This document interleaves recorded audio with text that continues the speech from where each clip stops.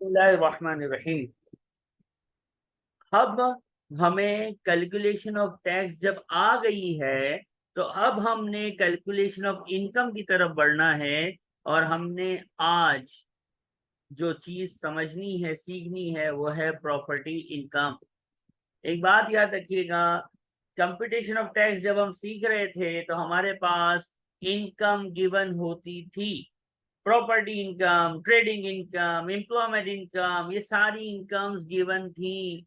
लेकिन अब वो वक्त आ चुका है कि आपको कंपटीशन ऑफ इनकम आती है, आपको नॉन सेविंग पे कंपटीशन ऑफ टैक्स आता है, आपको नॉन सेविंग पे टैक्स लगाने आता है, आपको सेविंग के ऊपर टैक्स लगाने आता है, आपको डिविडेंड के ऊपर टैक्स लगाने आता है, आपको marriage allowance, child allowance, jointly on property के रूल्स आते हैं।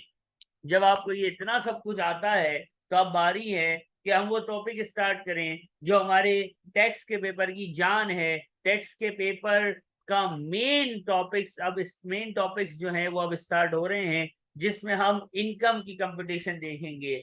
आज प्रॉपर्टी इनकम कैलकुलेट करेंगे, फिर एम्प्लॉयमेंट इनकम कैलकुलेट करेंगे, देन ट्रेडिंग इनकम कैलकुलेट करेंगे, और फिर इंडिविजुअल का टॉपिक अपने एंड की तरफ आएगा।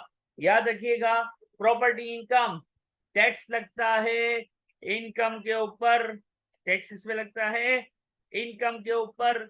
अब इनकम किसकी होगी? प्रॉपर्टी इनकम की बात हो रही है तो देखो, दो लोग होंगे, एक बेचारा टेनेंट, किरायादार, दूसरा लैंडलॉर्ड। हम बात कर रहे हैं, we are discussing property income. Property income मुझे बताइए, प्रॉपर्टी इनकम किसकी होगी? टेनेंट की के लैंडलॉर्ड की? लैंडलॉर्ड। लैंडलॉर्ड कमाएगा, टेनेंट उसको किराया देगा, लैंडलॉर्ड कमाएगा। तो टैक्स प्रॉपर्टी इनकम पे लगता है, और प्रॉपर्टी इनकम होगी किसकी? लैंडलॉर्ड की। Landlord is going to earn rental income, और रेंटल इनकम पे टैक्स कैसे लगता है हमें पता है, नॉन सेविंग में जाती है। प्रॉपर्टी इनकम नॉन सेविंग में जाती है, पर्सनल अलाउंस हिट होता है, फिर बेसिक हायर एडिशनल बेंड का चक्कर चल जाता है, ये हमें आता है। आज बात यह है कि ये प्रॉपर्टी इनकम आती कैसे है भाई।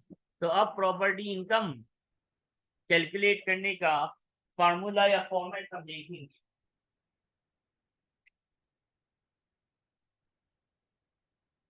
साथ साथ कॉपी भी कीजिएगा, और कोई क्वेश्चन हो तब भी पूछते रहिएगा।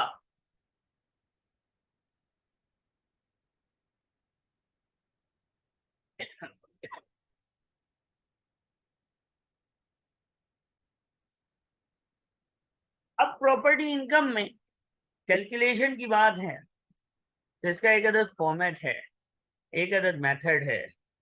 देखो भाई, हमें मिलेगा रेंट, एनुअल रेंट। कभी आपको आइडिया हो, पाकिस्तान में भी या बाहर के, हम जब भी कोई भी प्रॉपर्टी किराए पे लेते हैं तो वो हमारी रिश्तेदार नहीं होता लैंडलॉर्ड, कि ऐसे ही हमें प्रॉपर्टी दे दे। आसान जबान में समझाने के लिए, वो हमसे क्या लेता है? सिक्योरिटी डिपॉजिट लेता है कि नहीं लेता है? बिल्कुल लेता है।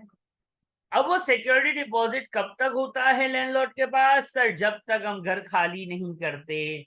हो सकता है हम 1 साल रहें, हम 100 साल रहें, या हम 50 साल रहें, it's depends. Security deposit landlord के पास होता है, और वो उस वक्त तक वापसी नहीं करता जब तक हम घर खाली नहीं करते। HMRC, अपना प्यारा टैक्स डिपार्टमेंट, फरमाता है, कहता है भाई सुनो, लैंडलॉर्ड, आपको सिक्योरिटी डिपॉजिट अज्यूम मिला, 10,000 पाउंड मिला। क्या आप ये 10,000 पाउंड की नोटें, वही नोटें संभाल के रख लोगे? और जब वो बंदा आएगा 5 साल बाद, 2 साल बाद, 6 महीने बाद घर खाली करेगा, तो वही नोटें गिन के उसको वापसी कर दोगे? क्या आप इतने ईमानदार हो? तो लैंडलॉर्ड कहेगा नहीं भाई, वो पैसा तो मैं बिजनेस में लगा दूंगा, या वो पैसे को मैं खा पी जाऊंगा, या वो पैसे से मैं कोई और इनकम जनरेट कर लूंगा, मैं कुछ भी कर लूंगा। मैं उसको वही नोटे वापसी थोड़ी करूंगा। जब उसका टर्न्योर पूरा होगा, जब देखेंगे, तो फिर टैक्स डिपार्टमेंट कहता है यानी यह पैसा तेरे पास आया है, ये पैसा तेरे पास आया है, इस पे हमें टैक्स दे दे बेटा। ये पैसा लैंडलॉर्ड के पास आया है, पूरी अमाउंट पे नहीं, एक फार्मूला अभी यूज होगा, थोड़ी देर बाद आपको नजर भी आएगा। इस तरह के सिक्योरिटी डिपॉजिट को जो लैंडलॉर्ड के पास होता है उसको कहते हैं एसेसेबल प्रीमियम। और प्रीमियम भी इनकम है टैक्स के हिसाब से, वो भी इनकम है क्योंकि बंदा उसको यूज कर रहा होता है। That's why is going to add in the format. इसके अलावा जब कमाते हैं तो कुछ गवाते भी हैं। कमाते हैं तो क्या करते हैं, कुछ गवाते भी हैं, कुछ खर्चे भी होते हैं, जिसको हम कहते हैं अलाउड एक्सपेंसेस। क्या कहते हैं उसको, अलाउड एक्सपेंसेस। और जब आप अलाउड एक्सपेंस माइनस कर लेते हैं, then only we do have property income. ये प्रॉपर्टी इनकम वही प्रॉपर्टी इनकम है जिसको आपने कंपटीशन ऑफ टैक्स के टॉपिक में देखा था। कहाँ देखा था, कौन से कॉलम में देखा था, नॉन सेविंग के कॉलम में देखा था। राइट और रॉन्ग? अब यस सर। अलाउड एक्सपेंसेस कौन से होते हैं, अभी हमारा फोकस रहेगा अलाउड एक्सपेंसेस के ऊपर। अलाउड एक्सपेंस क्या होता है, what is an allowed expense? तो इसका जवाब ये है, मैं कुछ बोलूंगा, इसको आपने याद कर लेना है, मैं लिख तो दूंगा ही। अलाउड एक्सपेंस वो होता है जो लैंडलॉर्ड पे करता है। वाह सर क्या बात बताइए, बिल्कुल सही है, पेड बाय लैंडलॉर्ड। आपने शुरुआत में जब कोर्स स्टार्ट हुआ था तो एक छोटी सी बात पढ़ी थी जिसका नाम था टैक्सियर। हम कौन से टैक्सियर की वर्किंग कर रहे हैं सर? हम 22-23 की वर्किंग कर रहे हैं। 22-23 का फुल फॉर्म क्या है सर? 22-23 का फुल फॉर्म है 6 अप्रैल 2022 से लेके 5 अप्रैल 2023 तक। एम आई राइट और रॉन्ग? यही हमारा टैक्स ईयर है ना, यही हमने पढ़ा है।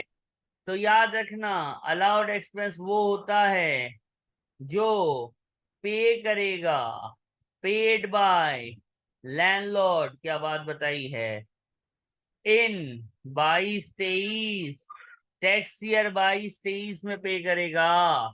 एक बात बताओ, लैंडलॉर्ड ने टैक्स ईयर 22-23 में अपनी वाइफ को, अपनी जोजा मोहतरमा को एक अंगूठी गिफ्ट करी, डायमंड रिंग अपनी वाइफ को गिफ्ट करी, अलाउड हो जाएगा कि नहीं, क्या लगता है?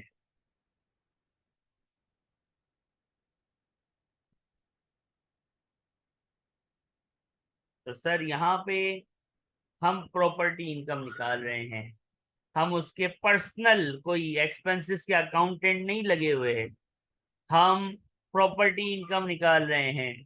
तो सर तीसरी कंडीशन ये होनी चाहिए कि ये खर्चा प्रॉपर्टी पे हो, ना के वाइफ पे, ना के किसी और चीज पे, ना के बच्चों पे। बच्चों को नीचे ले गया, चीज दिला दी, 100 पाउंड की चीज दिला दी टैक्स ईयर 22-23 में लैंडलॉर्ड ने, क्या उसको अलाउड एक्सपेंस में माइनस करोगे? ऑब्वियसली नहीं करोगे। क्यों? क्योंकि खर्चा लैंडलॉर्ड ने करना है, 22-23 में करना है, लेकिन प्रॉपर्टी पे करना है, किसी और चीज पे किया तो वो यहां से माइनस नहीं होगा।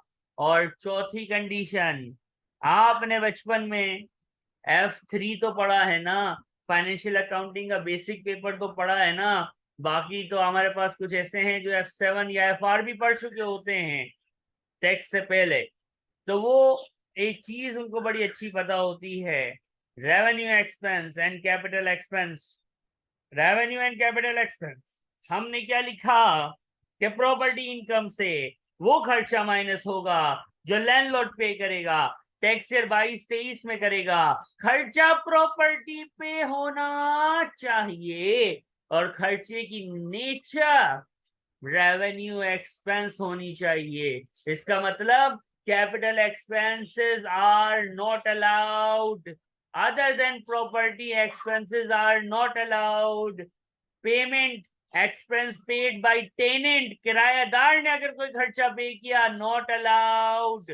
और 22-23 यानी 6 अप्रैल 2022 से 5 अप्रैल 2023 के बीच में अगर है तो ठीक, अगर इससे हटके है, पिछले साल में है या अगले साल में है, खर्चा आगे पीछे है, तो भी नॉट अलाउड.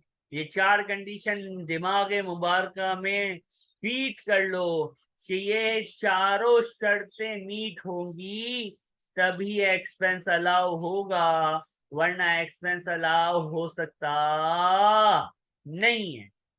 बात समझ आ रही है दोस्त सबको? जी सर. ये फॉर्मेट छोटा सा फॉर्मेट लग रहा है, अब मैं इसको थोड़ा सा डिजाइन करता हूँ.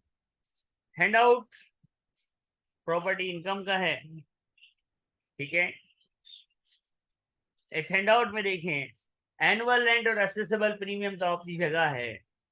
अलाउड एक्सपेंसेस में कुछ एक्सपेंसेस आपको समझाने के लिए लिखे गए हैं. रिपेयरिंग लैंडलॉर्ड पे करे, टैक्स ईयर 22-23 में करे तो repairing is a revenue expense. Repair is a revenue expense, तो क्या हो जाएगा? अलाउड. इंश्योरेंस रेवेन्यू एक्सपेंस है. ब्रोकर की फीस, घर किराए पे चढ़ाया किसी ब्रोकर को पकड़ के, अलाउड हो जाएगा. घर किराए के लिए खाली है, किसी न्यूज़पेपर में या वेबसाइट पे एडवर्टाइजमेंट डाल दी, फेसबुक पे मार्केटिंग कर दी, अलाउड हो जाएगा, रेवेन्यू एक्सपेंस होता है ना. मैनेजमेंट एक्सपेंस, घर में नलका खराब है, ये खराब है, वो खराब है, तो एक बंदा रख दिया जो घर के सारे मसाइल देख रहा है, मैनेजमेंट एक्सपेंस अलाउड है. लैंडलॉर्ड हो आप मेरे दोस्त, पाकिस्तान हो या यूके, लैंडलॉर्ड को किराया लेने जाना पड़ता है या बैंक में ट्रांसफर हो जाता है. बैंक में ट्रांसफर हो जाए तो क्या ही बात है, कभी कभी टेनेंट तंग करता है तो आपको उसके पास जाना भी पड़ता है, तो गाड़ी चला के जाओगे ना कि पैदल निकल लोगे. रात को फोन आया, मालिक मकान साहब अभी अभी ताजी ताजी आग लगी है, आपका घर जल रहा है, जल्दी आओ. तो पैदल निकलोगे, गाड़ी में जाओगे? ऑब्वियसली गाड़ी में जाओगे, तो ये भी मोटर एक्सपेंस है. अब एक बात याद रखना, यूटिलिटी बिल्स जो होते हैं ना, वाटर हो गया, पानी का, काउंसिल का, इलेक्ट्रिसिटी का, ये जितने भी बिल्स होते हैं यूटिलिटीज, कभी टेनेंट पे कर रहा होता है, कभी लैंडलॉर्ड पे कर रहा होता है. हमारा रूल क्या है? अगर खर्चे को अलाउड होना है तो उसको लैंडलॉर्ड ने पे करना है. अगर लैंडलॉर्ड ने नहीं पे किया तो वो अलाउड एक्सपेंस हो सकता नहीं है. जैसे आमतौर पे इलेक्ट्रिसिटी का बिल लैंडलॉर्ड नहीं टेनेंट पे करता है, तो इलेक्ट्रिसिटी आप यहाँ से माइनस नहीं करेंगे. लेकिन दुनिया में कुछ ऐसे कंट्रीज हैं, फॉर एग्जाम्पल कुवैत का नाम सुना होगा. कुवैत में, क्योंकि ये बहुत बड़ा एक अमीर कंट्री है, दुनिया की सबसे बड़ी करेंसी कुवैत की है, कुवैत के अंदर ऐसा होता है कि आप रेंटल एग्रीमेंट करते हो, उसमें इलेक्ट्रिसिटी इंक्लूडेड होती है, यानी आपको हर महीने बिल नहीं देना होता. बिल कौन पे कर रहा होता है? लैंडलॉर्ड पे करता है. तो जब लैंडलॉर्ड पे करेगा, पानी का बिल हो, गैस का हो, इलेक्ट्रिसिटी का हो या काउंसिल का, अगर लैंडलॉर्ड पे करेगा तो अलाउ है, माइनस करेंगे. लेकिन अगर टेनेंट पे करेगा तो अलाउ नहीं है, माइनस नहीं करेंगे. अब एक सवाल आता है, सर पानी का बिल, गैस का बिल, बत्ती का बिल, हम पाकिस्तानी हैं, हमें पता है, हम एशियन हैं, हम इंडियन हैं, हम बंगाली है, बांग्लादेश के हैं, हमें पता है, हम नेपाल से, हमें पता है पानी का बिल क्या होता है, गैस का बिल क्या होता है. सर ये काउंसिल टैक्स क्या होता है? तो बेटा देखो, कभी इंग्लिश मूवी देखी होगी, इंग्लिश मूवी में सुबह सुबह घर के बाहर डस्टबिन में एक थैली डाल देते हैं कचरा. अच्छा थोड़े टाइम बाद एक गाड़ी आती है, वो गाड़ी जो है वो आपकी डस्टबिन का साफ कर देती है, डस्टबिन ले जाती है, दूसरी रख देती है, उसमें थोड़ा सा कीटाणुनाशक यानी पेस्ट कंट्रोल स्प्रे भी कर देती है। ये सफाई सुथराई जो होती है इसको council tax, government of UK उससे आपसे काउंसिल टैक्स लेती है, सफाई सुथराई का टैक्स। अब हर कंट्री में इसका नाम अलग हो सकता है, सही है। हमने जिस पे टिक किया हमने उन सारे एक्सपेंसेस की बात की। दो एक्सपेंसेस ऐसे हैं जिससे मैंने टिक नहीं किया है, एक है रीडेकोरेशन और एक है रिप्लेसमेंट। रिप्लेसमेंट आप थोड़ी देर बाद आज ही इंशाल्लाह सीख लोगे। हम बात करेंगे रीडेकोरेशन की। रीडेकोरेशन क्या लगता है, what is redecoration? Sir renovation. क्या, दोबारा सर बोलिए। रेनोवेट करना, लाइक ला पिछले टेनेंट अगर गए होंगे तो कोई भी चीज मतलब उसको रेनोवेट करना दोबारा। दीवार का पेंट खराब हो गया, मैंने दोबारा से रीपेंट करवा दिया, सजा दिया। एक बार सजा हुआ था, दोबारा से सजा दिया। पहले से पेंट हुआ हुआ था, मैंने रीपेंट करवा दिया। देखो घर में छोटे छोटे बच्चे थे ये जो है दीवारों पे ये पेंसिल उन्होंने स्केचेस बना दिए थे, मैंने दोबारा से पेंटिंग करवा दी। इम्प्रूवमेंट आई जरूर, लेकिन एक बात जो अभी मैं बोलने वाला हूं ये हिफ्स कर लेना, याद कर लेना। HMRC टैक्स डिपार्टमेंट फरमाता है रीडेकोरेशन जो होती है वो हमेशा रेवेन्यू एक्सपेंस होता है, बस खलास।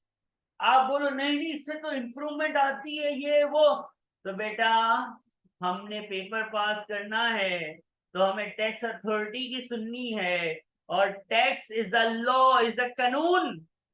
टैक्स इज अ कानून, इज अ लॉ। और लॉ में जो लिखा है उसको फॉलो करना होता है, अपनी होशियारी करनी नहीं होती।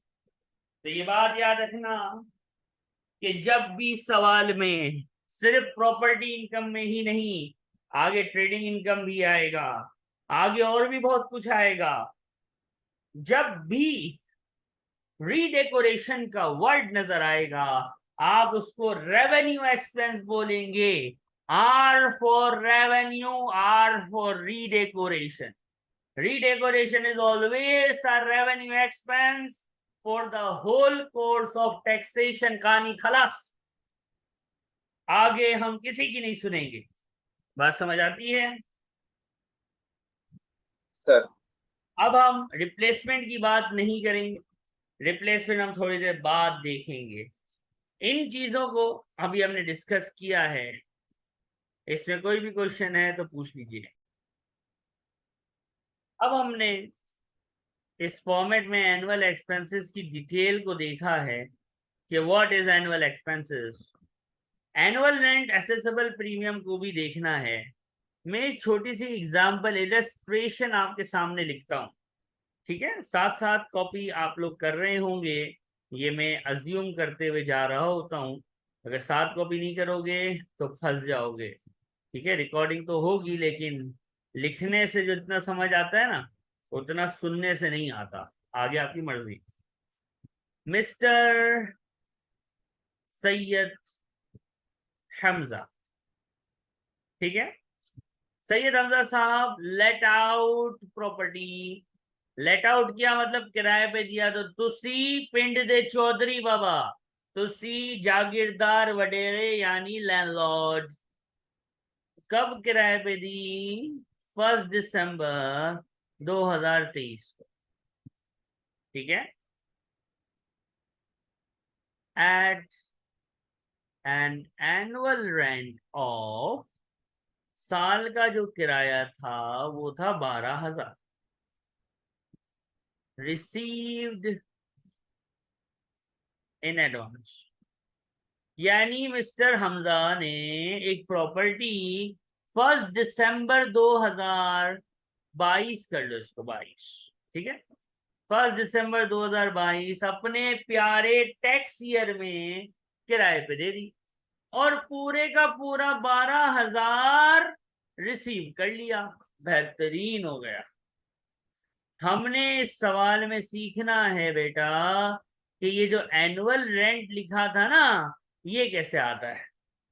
तो मैं कुछ लिख रहा हूं, जरा गौर से देखना। हमारी ये टाइमलाइन है। टाइमलाइन मींस टैक्स ईयर 6 अप्रैल पे शुरू होता है और 5 अप्रैल पे खत्म होता है। जिन्होंने लेट ज्वाइन किया है कोर्स, तो वो प्रीवियस रिकॉर्डिंग्स मैंने कहा हुआ है कि वो जरूर देख लेना। अगर देख ली है तो वेल एंड गुड है, नहीं देखी है तो प्लीज कंप्लीट कीजिए। उसमें टैक्स ईयर क्या होता है ये सब कुछ स्टार्टिंग क्लासेस के अंदर, मेरे ख्याल में क्लास 1 के अंदर मैंने बताया है। ठीक है।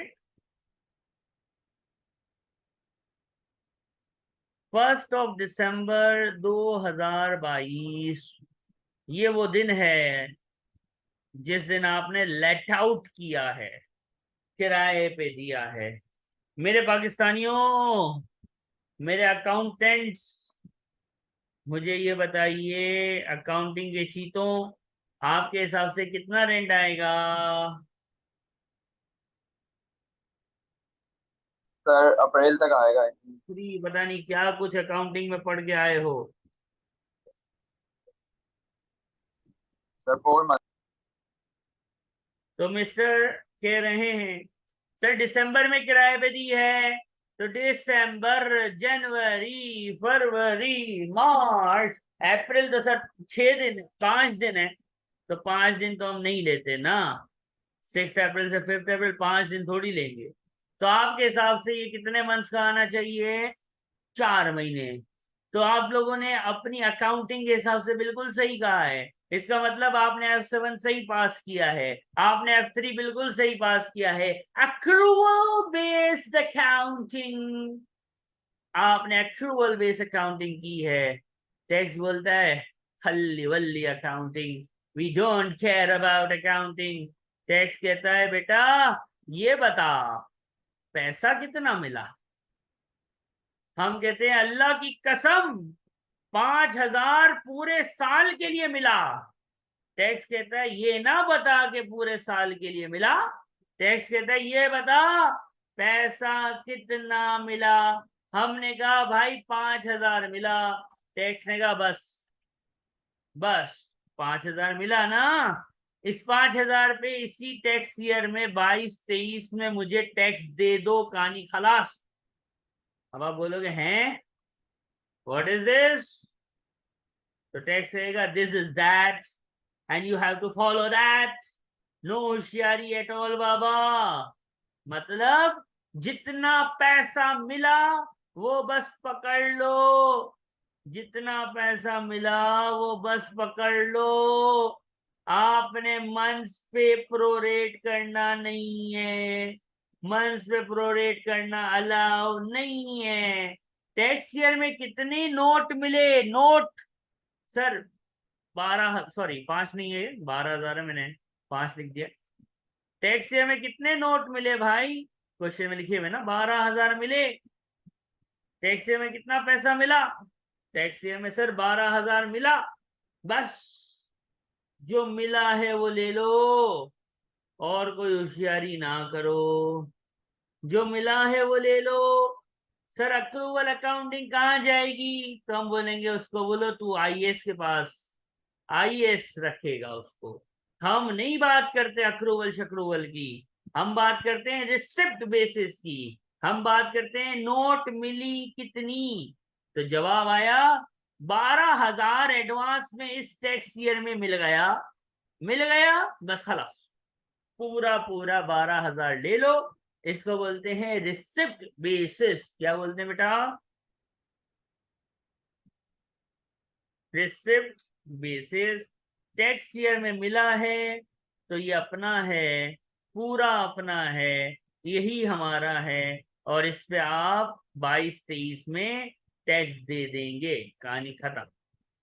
रिसिप्ट बेसिस में कोई तकलीफ है तो प्लीज बताइएगा।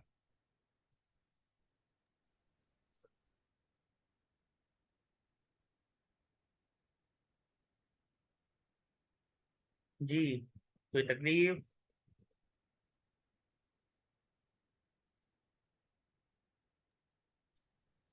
सर क्लियर है।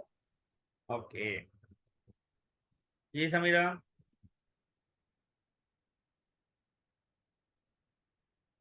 अब ये तो हमने कर लिया।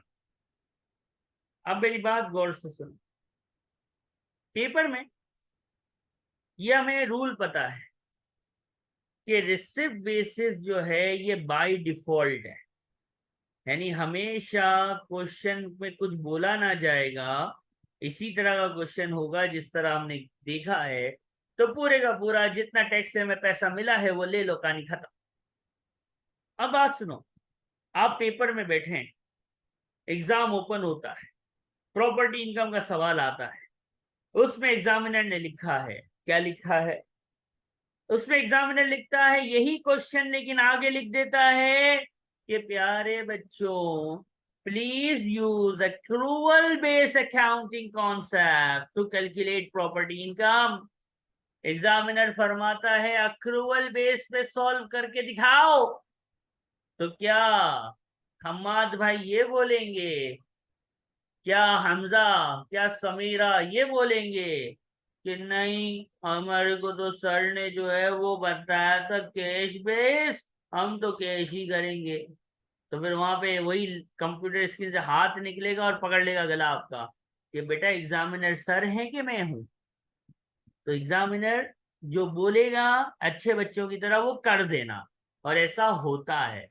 बाय डिफॉल्ट रिसिप्ट बेसिस है, कैश बेसिस है, कितना टैक्स में मिला वो लेना है। लेकिन अगर एग्जामिनर ने होशियारी की और बोला कि बेटा अक्रूवल बेस चलाओ, तो हम अच्छे बच्चे हैं ना, हम उसकी बात मान लेंगे। और हम फिर वही जो आपने मंथ्स बताए थे ना मुझे, दिसंबर जनवरी फरवरी मार्च 4/12 करके सॉल्व कर डालेंगे। ये बात याद रखिएगा, इसको भूलिएगा नहीं। बिल्कुल सही, फिर फॉर्म 4 मंथ्स का लेके जाएंगे एनुअल रेंट के अंदर, लेकिन वो उसके लिए एग्जामिनर हमें बताएगा।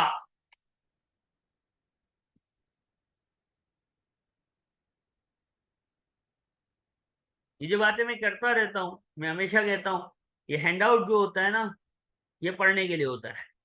जितनी मैं तकरीर कर रहा होता हूँ लोकल लैंग्वेज के अंदर, वो सब इंग्लिश लैंग्वेज के अंदर इस हैंडआउट में लिखा होता है।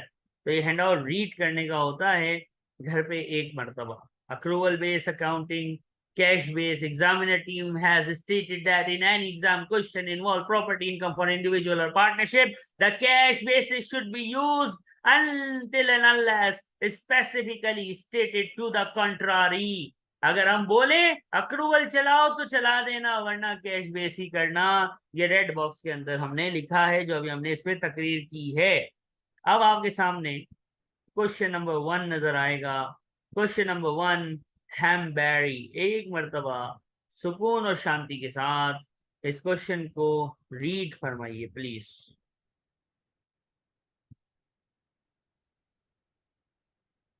हैमबेरी owns a property that was let out first time on, कब किराए पे दी है? 1 जुलाई 2022। साल का किराया 5000 पर एनम, जो कि एडवांस में मिल गया है। बेहतरीन बेहतरीन। फिर कुछ खर्चे भी किए हैं, खर्चे तो बाद में, पहले तो हम देखते हैं अपना प्यारा टैक्स ईयर। 6/4/22 से 5/4/23 तक टैक्स ईयर है 22-23। क्या नोट, पाउंड पाउंड अपने प्यारे टैक्स ईयर में मिला है? सर 1 जुलाई 2022 को पैसा मिल गया है। क्वेश्चन में कोई बेसिस बताई है? सर नहीं बताई है। जब बेसिस नहीं बताई है तो एनुअल रेंट कौन सी basis? Receipt basis. Receipt basis का मतलब कितना नोट मिला बेटा? सर 5,000 मिला। सर पूरे साल का है ये 5,000, हम अक्रूवल नहीं करेंगे तो नहीं करेंगे, क्योंकि बाय डिफॉल्ट कौन सी बेसिस होती है? कैश बेसिस होती है। ओके, अभी हमने प्रीमियम सीखा नहीं है, तो किसी भी क्वेश्चन में एसेसेबल प्रीमियम उन्हें आना नहीं है। लेस होगा अलाउड एक्सपेंसेस, हमारी बेसिस कौन सी चल रही है इस क्वेश्चन के अंदर, अक्रूवल के कैश?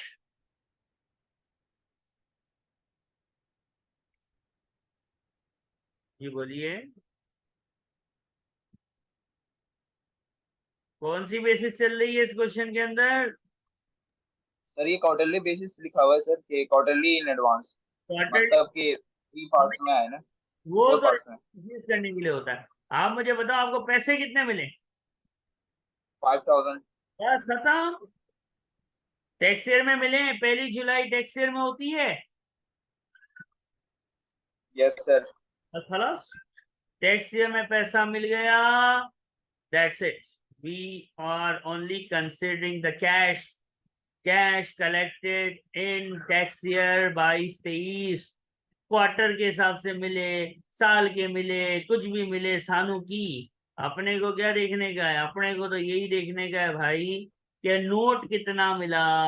तो सर नोट कितना मिला है? 5000। कहानी खत्म। बात समझ आई बेटा? इस यस सब सर। कैश बेसिस पे चल रहे हैं। अब देखो खर्चों के जो 2.5 लाइन है ना, 2 लाइनें कुछ हैं, इसको एक बार खुद पढ़ो, ये लाइनों को, हैमबरी पेट, पढ़ना जरा दोनों।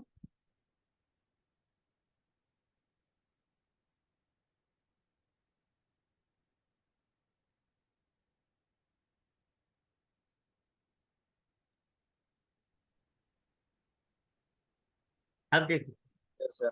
लैंडलॉर्ड पे करे, टैक्स ईयर में पे करे, रेवेन्यू एक्सपेंस हो, तो ये अलाउ हो जाता है प्रॉपर्टी के लिए।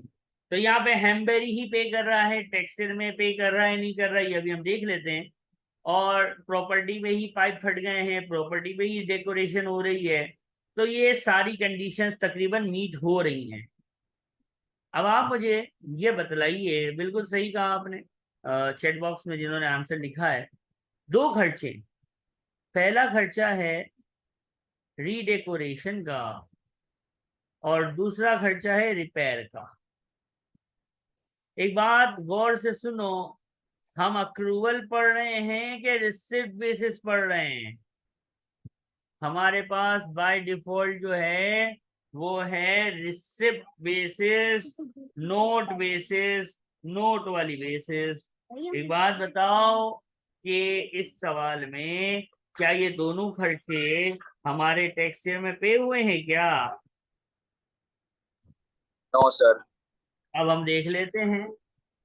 कहने वाले ने कहा है कि भाई देखो, आपकी पेमेंट हुई है, आपकी पेमेंट हुई है 200 पाउंड की दिसंबर में और 400 पाउंड की मई में। मुझे पेमेंट की डेट चाहिए। भाई काम मार्च 2023 में हुआ था, तो सानू की we are focusing on receipt basis, अपन रिसिप्ट बेसिस को देख रही है भाई, हम लोग रिसिप्ट बेसिस को देख रहे हैं। हमें खर्चा किस महीने से ताल्लुक रखता था, किस महीने से बिलोंग करता था, परटेन करता था, वी डोंट केयर, हमें इसका कुछ नहीं करना।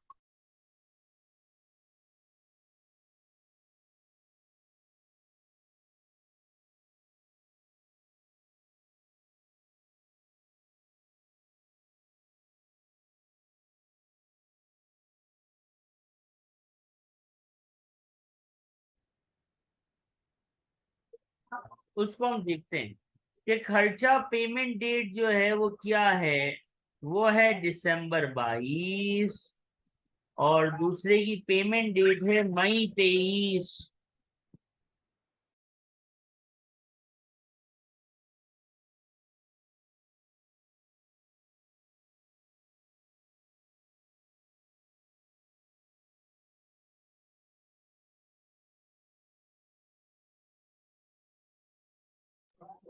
तो दिसंबर 22 जो है हमारे सामने, जो हमारा टैक्स ईयर आपको नजर आ रहा है, दिसंबर 22, इस टैक्स ईयर में जो ये टैक्स ईयर है, क्या दिसंबर 22 इस टैक्स ईयर में नजर आता है?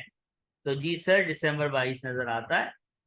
क्या मई 23 इस टैक्स ईयर में है? सर मई 23, 22, 23 के टैक्स ईयर में नहीं आता। इसका मतलब हम 200 तो माइनस करेंगे, लेकिन 400 माइनस नहीं करेंगे। आंसर आएगा 4800। यहाँ पे एक क्वेश्चन होता है, सर ये रिपेयर आपने लिख के इस तरह से डेट लिखी है और इस तरह से जीरो लिखा है, क्या पेपर में हमें इसी तरह लिखना होगा? तो इसका जवाब है कि अगर ये क्वेश्चन CRQ का पार्ट, एग्जाम में अगर ये क्वेश्चन CRQ में आएगा तो आपको इसी तरह से जीरो दिखाना होगा और इसके मार्क आपको मिलेंगे। लेकिन अगर ये MCQ या MTQ में आएगा तो आपकी मर्जी है, आप इसको जीरो दिखा के आनी, आप तो बस रफली सॉल्व करते हैं ना, और उसमें तो आप जैसे भी करें, ठीक है। लेकिन अगर ये CRQ में आएगा तो आपको ये जीरो दिखाना होगा। ये हमारे पास एग्जाम्पल क्वेश्चन नंबर 1 था, जिसमें हमने कुछ चीजें समझी है कि एक्सपेंसेस में भी रिसिप्ट बेसिस चलती है। जब ऊपर रिसिप्ट बेसिस है तो रिसिप्ट बेसिस होगी। जब एक्सपेंस इनकम में, जब आप एनुअल रेंट में रिसिप्ट बेसिस चलाओगे तो फिर आप नीचे अलाउड एक्सपेंस में भी रिसिप्ट बेसिस ही चलाते हैं। ये क्वेश्चन हमारा कंप्लीट होता है। अब नेक्स्ट क्वेश्चन से पहले एक छोटी सी चीज आपको बताएंगे हम। एक एक्सपेंस होता है जिसका नाम होता है finance cost on loan to acquire property. क्या मतलब? फाइनेंस कॉस्ट किसको बोलते हैं? फाइनेंस कॉस्ट सर हम F7 वाले हैं, हम F3 वाले हैं, हमें पता है। फाइनेंस कॉस्ट इंटरेस्ट एक्सपेंस, हराम एक्सपेंस को बोलते हैं। बात सुनो, बात समझो। एक अदद लोन लिया प्रॉपर्टी खरीदने के लिए, उस लोन पे इंटरेस्ट दे रहा है लैंडलॉर्ड। सर चारों कंडीशन मीट हो रही हैं। चारों कंडीशन कैसे? पे कर रहा है लैंडलॉर्ड, प्रॉपर्टी पे कर रहा है, क्योंकि लोन उसने प्रॉपर्टी खरीदने के लिए लिया था। टैक्स ईयर 22-23 में पे कर रहा है। और ये एक्सपेंस, ये इंटरेस्ट एक्सपेंस है। आप लोगों ने बचपन से पढ़ा है income statement, profit and loss, SOCI में फाइनेंस कॉस्ट जाती है। तो चारों कंडीशन मीट हो रही है। ये वो एक्सपेंस है जो चारों कंडीशन मीट हो रही हैं। तो हमें लगता है ये अलाउड एक्सपेंस होगा। टैक्स अथॉरिटीज कहती हैं ऑल दो के सारी कंडीशंस मीट हो रही हैं, लेकिन ये वो एक्सपेंस है इकलौता जो सारी कंडीशंस के मीट होने के बावजूद अलाउ नहीं है। अलाउ नहीं है का मतलब प्रॉपर्टी इनकम से एज एन एक्सपेंस माइनस होगा नहीं। ये वो इकलौता एक्सपेंस है जो सारी कंडीशंस को सेटिस्फाई कर रहा है। लैंडलॉर्ड पे कर रहा है, 22-23 में कर रहा है, प्रॉपर्टी खरीदने के लिए लोन लिया था, और ये रेवेन्यू एक्सपेंस है। Interest is a revenue expense, लेकिन इसके बावजूद ये अलाउड एक्सपेंस नहीं होगा। सर क्यों नहीं होगा? तो बेटा ये यूं ही है कि नहीं होगा, क्योंकि यही कानून है और कानून को हम फॉलो करते हैं। अगला क्वेश्चन है मिस्टर आदम। आदम साहब हैं, बड़े अच्छे भाई हमारे। इन साहब ने एक अदद प्रॉपर्टी खरीदी और उसका 22-23 में रेंट मिला इनको। बहुत अच्छी बात है, रेंट मिला, जबरदस्त। कितना रेंट मिल गया? सर 15, 15,000। 15,000 is the rent. वाह वाह वाह, क्या बात। इसके बाद सर क्या कहानी हो गई? इन्होंने 1 2 3 4 वाहिद इतने तलाता अरबा, 4 खर्चे पे किए। बहुत अच्छी बात। और आगे इनकी ट्रेडिंग इनकम भी है। ये बड़ा गलत काम किया इन्होंने, इनका इंटरेस्ट इनकम भी है हराम। और टैक्स लायबिलिटी निकालनी, हमें आती है टैक्स लायबिलिटी निकालने, क्या बुरी बात है? लेकिन पहले हम क्या निकालेंगे, प्रॉपर्टी इनकम। प्रॉपर्टी इनकम निकालने के लिए टैक्स ईयर में मिलने वाला रेंट, रिसिप्ट बेसिस, 22-23 में क्या पूरा पूरा 15,000 मिला? जी सर, 22-23 में पूरा 15,000 मिला। रिसिप्ट बेसिस के मुताबिक ले लो। बाकी जो खर्चे हैं वो लैंडलॉर्ड ने पे करे हैं, टैक्स ईयर में ही करे हैं। बस कैपिटल एक्सपेंस हो तो छोड़ देना, रेवेन्यू एक्सपेंस हो तो माइनस कर देना, और जो एक्सेप्शनल रूल बताया है वो ध्यान में रखना। पहला एक्सपेंस कौन सा है? Agent fees.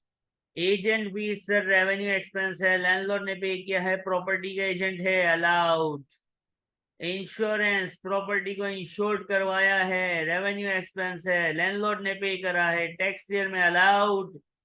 गार्डनर, गार्डनर कौन होता है? जो बाग को ध्यान में रखता है, गार्डन को सेट रखता है, उसकी सैलरी रेवेन्यू एक्सपेंस होती है, अलाउड। और sir interest on loan to acquire property, sir ये सारी कंडीशन मीट करता है, लेकिन हमने इसका रूल पढ़ा है जो कि हमारे दिमाग में फिक्स है कि ये ऑल दो सारी कंडीशंस को मीट करता है, इसके बावजूद अलाउड एक्सपेंस नहीं होगा।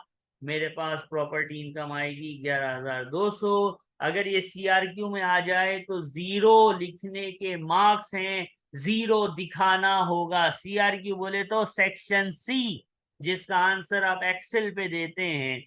लेकिन अगर ये एमसीक्यू और एमपीक्यू में आ जाए तो जैसे दिल चाहे सिर्फ कैलकुलेटर पे ही कर लो, लेकिन आंसर आ रहा है 11,200। जिनका आंसर कुछ और आया है अपनी गलती देखिएगा, और समझ नहीं आई है तो पूछिएगा।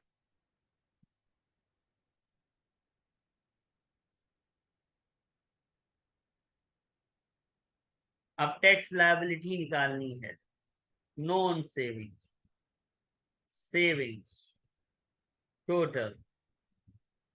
इस क्वेश्चन में ट्रेडिंग इनकम है 42,000 की, प्रॉपर्टी इनकम है 11,200। ये हमने वर्किंग करके खुद निकाला है। एक ऐसा वक्त भी आएगा कि आप ट्रेडिंग इनकम को भी खुद निकालेंगे।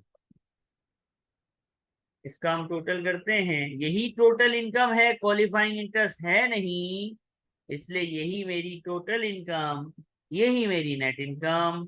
53,200, 800 टोटल का कॉलम इस क्वेश्चन में जस्ट फॉर फॉर्मेलिटी था, क्योंकि हमें यहाँ पता चल रहा है कि ये लाख से नीचे नीचे है। लाख से नीचे नीचे होता है तो पर्सनल अलाउंस आता जरूर है लेकिन रिड्यूस नहीं होता। लाख से नीचे नीचे है तो टोटल का कॉलम अगर मैं ना भी बनाऊं तब भी चलेगा, ठीक है। पर्सनल अलाउंस है 12,570, ये माइनस हो गया। टैक्सेबल इनकम तशरीफ ले आई है। टोटल कॉलम आपकी पुरजोर ख्वाहिश पे हमने बना भी दिया है। चलो कैलकुलेटर, कैलकुलेटर क्या दिखा रहा है कैलकुलेटर, और इनको एडअप करते हैं तो 41,430। यहाँ तक कोई तकलीफ है तो प्लीज पूछिएगा। टोटल का कॉलम हमें दिखा रहा है कि ये बंदा 37,700 से ज्यादा कमा रहा है, लेकिन 1.5 लाख से कम कमा रहा है।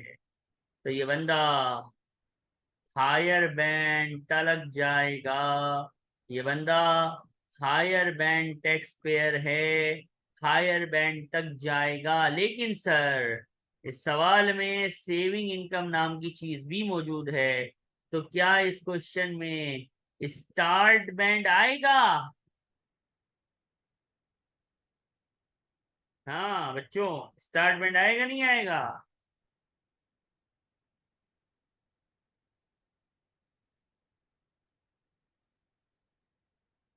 मिस्टर हमजा, समीरा,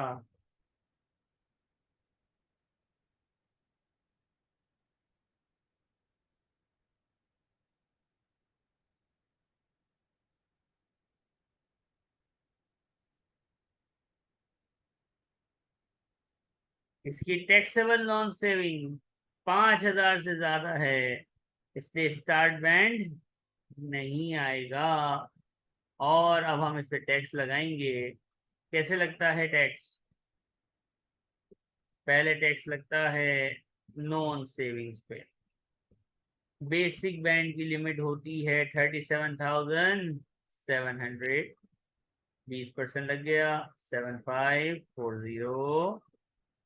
इसके बाद कितना बचा सर? 40630 में से 37,700 बेसिक ले गया है, तो हायर बैंड के लिए बचा है 2930। हायर बैंड में टैक्स का रेट होता था नॉन सेविंग के लिए 40%। सर नॉन सेविंग के बाद बारी आएगी सेविंग इनकम की। सेविंग इनकम स्टार्ट बैंड तो नहीं आएगा, ये बंदा हायर बैंड टैक्स पेयर है, तो nil rate band for saving income कितने से आता है? 500 से। तो 800 में से 500 नील रेट बैंड में चली गई। हायर बैंड में लिमिट 1,12,300 होती है। बहुत जगह बाकी है अभी, बहुत, क्योंकि सिर्फ 2930 और 500 कंज्यूम हुई है। बहुत जगह बाकी है, 300 हायर बैंड में फिट हो जाएगा। और हमें ये पता है कि ये बंदा हायर बैंड ही है, ये बंदा हायर बैंड से आगे जाएगा नहीं। इसलिए जो भी 500 के बाद जो भी बचा, वो 300 हो या कुछ भी हो, हमने उसको बिठा दिया कहाँ पे? हायर बैंड के अंदर। इससे अब टैक्स के रेट्स क्या थे? नील रेट बैंड पे 0% होता है, नील होता है। हायर पे 40% होता है। इसका टोटल किया क्या आएगा? 8832। अब बात सुनो, 8832 को हम लोग टैक्स लायबिलिटी बोलते थे, लेकिन आज हमने इसको पूरा देखना है। आप लोगों ने जो पढ़ा है, यहाँ पे आंसर आता था, उसके बाद एक चीज होती है मैरिज अलाउंस, जो कि 252 होता है, यहाँ से माइनस हो सकता है, इस क्वेश्चन में नहीं है। यहाँ पे एक और चीज आती है जिसको कहते हैं चाइल्ड बेनिफिट का चार्ज, वो यहाँ पे प्लस होता है, वो भी इस क्वेश्चन में नहीं है। मैरिज अलाउंस माइनस होता था, चाइल्ड बेनिफिट ऐड होता था। और आपको पता है कि इसके बाद वाले आंसर को हम टैक्स लायबिलिटी बोलते थे। पे एज यू अर्न माइनस होता था, और इसके बाद वाले आंसर को हम टैक्स पेबल बोलते थे। करेक्ट? यहाँ पे ब्लैक कलर से जो लिखा है, एक आइटम, दो आइटम, यहाँ पे तीन चीजें आती हैं। टोटल कितनी चीजें आती हैं? तीन। दो चीजें तो सर आपको आती हैं, मैरिज अलाउंस भी आता है। हाँ, अगर घर पे खोला नहीं है टैक्स को, जैसा कि मुझे लग रहा है, तो फिर आपको याद भी नहीं होगा कि मैरिज अलाउंस क्या होता है, चाइल्ड बेनिफिट चार्ज क्या होता है। नंबर 3 यहाँ पे जो चीज आती है, वो आज की क्लास में आप सीखेंगे। यहाँ पे देखो, एक बात बताओ, ये फाइनेंस कॉस्ट क्या हो गई? नॉट अलाउड हो गई ना। हमने एक बात पढ़ी है, इनकम में से कोई चीज माइनस करोगे तो इनकम कम हो जाएगी। अलाउड एक्सपेंसेस का मतलब इनकम का रिड्यूसर। जितनी ज्यादा इनकम उतना ज्यादा टैक्स, जितनी कम इनकम उतना कम टैक्स। यही कॉन्सेप्ट है कि नहीं है? अब जी सर। फाइनेंस कॉस्ट अगर माइनस नहीं हो रही, इसका मतलब मेरे को ज्यादा टैक्स देना पड़ेगा कि नहीं पड़ेगा? तो हमने HMRC को फोन किया, हमने कहा भाई अल्लाह का वास्ता है, ऐसा तो नहीं करो, फाइनेंस कॉस्ट नॉट अलाउड कर दी तुम लोगों ने, मेरी इतनी ज्यादा प्रॉपर्टी इनकम आ गई है, मेरे को इतना ज्यादा टैक्स देना पड़ेगा। रोना धोना मचा दिया HMRC के सामने। तो HMRC ने रहम खाया, बोला रो नहीं, एक काम करो, जितना आपका इंटरेस्ट हो ना, इंटरेस्ट, उसका 20%, इंटरेस्ट का 20% रिलीफ ले लेना हमारी तरफ से इन टैक्स लायबिलिटी। जब टैक्स लायबिलिटी निकालने जाओ, तो 20% का रिलीफ हमारी तरफ से ले लेना। हमने बोला क्यों, तो उन्होंने कहा इसलिए क्योंकि हमने इस एक्सपेंस को नॉट अलाउड किया है, ये प्रॉपर्टी से माइनस नहीं होगा, लेकिन इस खर्चे का, यानी 7,500 का खर्चा है ना बेटा, 7,500 का 20%।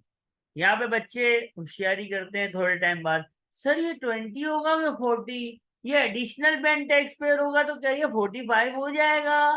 तो बेटा मैं कहता हूँ, बेटा मैंने क्या पढ़ाया था कि ये 20 है।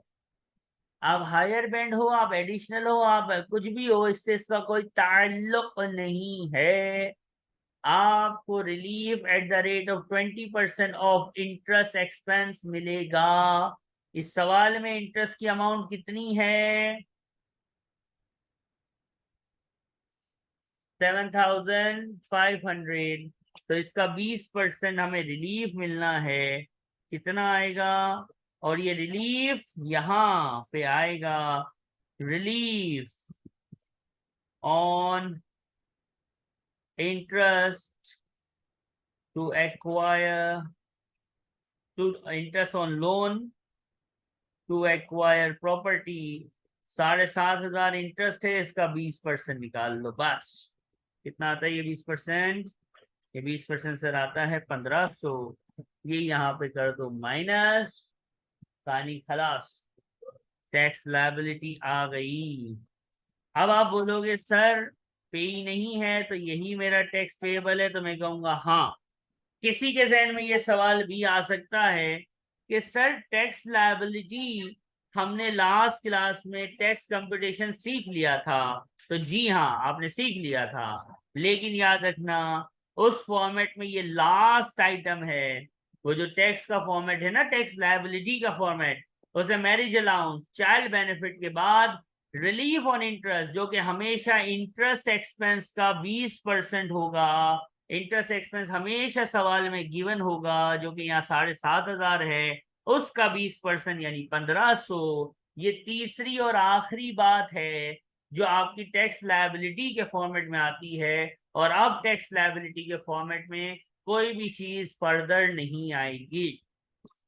यानी हमारा प्रॉपर्टी ने एक टॉपिक हमें करवाया, interest on loan to acquire property, जिससे हमने एक फाइनल रिलीफ सीखा जो कि कैलकुलेशन ऑफ टैक्स के अंदर आता है। ये क्वेश्चन कंप्लीट हो गया है, उम्मीद है साथ साथ आपने कॉपी कर लिया है। नहीं किया है तो कॉपी भी कीजिए, और कोई क्वेश्चन है तो प्लीज पूछिए।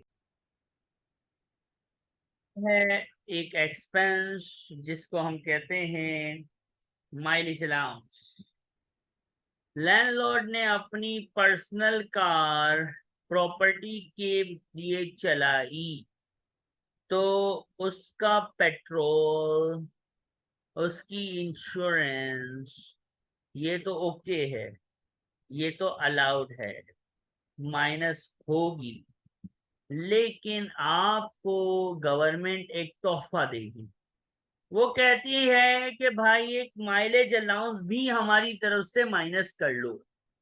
ये माइलेज अलाउंस, अगर आपकी जाती गाड़ी आप रेंटल बिजनेस के लिए चला रहे हो, तो गवर्नमेंट आपको पेट्रोल, इंश्योरेंस तो अलाउ करती है गाड़ी का, साथ ही साथ एक एडिशनल एक्सपेंस अलाउ करती है जिसका नाम है माइलेज अलाउंस। मिसाल के तौर पे अज्यूम करो लैंडलॉर्ड साहब हैं, उन्होंने 12,000 माइल्स चलाए। कितने माइल्स चलाए बेटा? 12,000 माइल्स चलाए। किसके लिए चलाए? प्रॉपर्टी के लिए चलाए। तो माइलेज अलाउंस वो क्लेम कर सकते हैं, एडिशनल अलाउंस है ये, गवर्नमेंट से एक एक्स्ट्रा अलाउंस क्लेम कर सकते हैं। कैसे क्लेम करेंगे? ये लिखा हुआ है, 10,000 शुरू के 10,000 माइल्स पे 45 पेंस, स्टार्टिंग 10,000 माइल्स पे 45 पेंस, और एडिशनल इसके ऊपर जो माइल्स हैं उस पे 25 पेंस। जो मैंने ऊपर एग्जांपल लिखी है ये वाली, कि इस बंदे ने 12,000 माइल्स चलाए हैं। तो इसका माइलेज अलाउंस अगर मैं निकालूं तो मैं कैसे निकालूं? तो सर 12,000 में शुरू के 10,000 माइल पे 45 पेंस, ये पेंस है, पेनी, इसका मतलब होता है 0.45 पाउंड। ये 25 पेंस है, पेनी यानी पैसा, इसका मतलब होता है 25 पेंस यानी 0.45, 4,500 आएगा। 2,000 माइल्स इंटू 0.25 कितना आएगा बेटा? आई गेस 500 आना चाहिए। चेक कर लेना, लॉजिक समझनी है, कैलकुलेटर तो आ ही जाना है। ये 5,000 आ गया। जो आप गाड़ी का पेट्रोल, गाड़ी की इंश्योरेंस माइनस करोगे, उसके साथ ही साथ माइलेज अलाउंस, ये जो आया है इस एग्जांपल में 5,000, ये भी माइनस कर दोगे। गवर्नमेंट आपको तोहफा दे रही है। इसको मैं तोहफा क्यों बोल रहा हूँ, इसको मैं एडिशनल अलाउंस क्यों बोल रहा हूँ? क्योंकि देखो ये मेरी प्रॉपर्टी इनकम एनुअल रेंट से माइनस होगा। जो एनुअल रेंट से माइनस होगा मेरी इनकम को गिरा देगा। मेरी इनकम को जो कम करेगा वो ऑटोमेटिक मेरे टैक्स को कम करेगा। ये वो अमाउंट है जो रियल में मैं पे भी नहीं कर रहा, लेकिन गवर्नमेंट ने मुझे तोहफे में दी है। So that's why I am saying कि ये एक अलाउंस है, एक एडिशनल बेनिफिट, एडिशनल एक्सपेंस है जो गवर्नमेंट आपको अलाउ करती है जब आप अपनी गाड़ी प्रॉपर्टी बिजनेस के लिए चलाते हैं। Any questions please?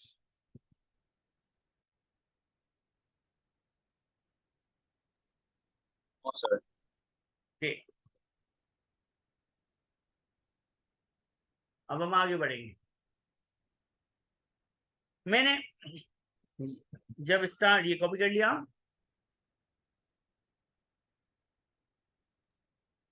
Ji sir.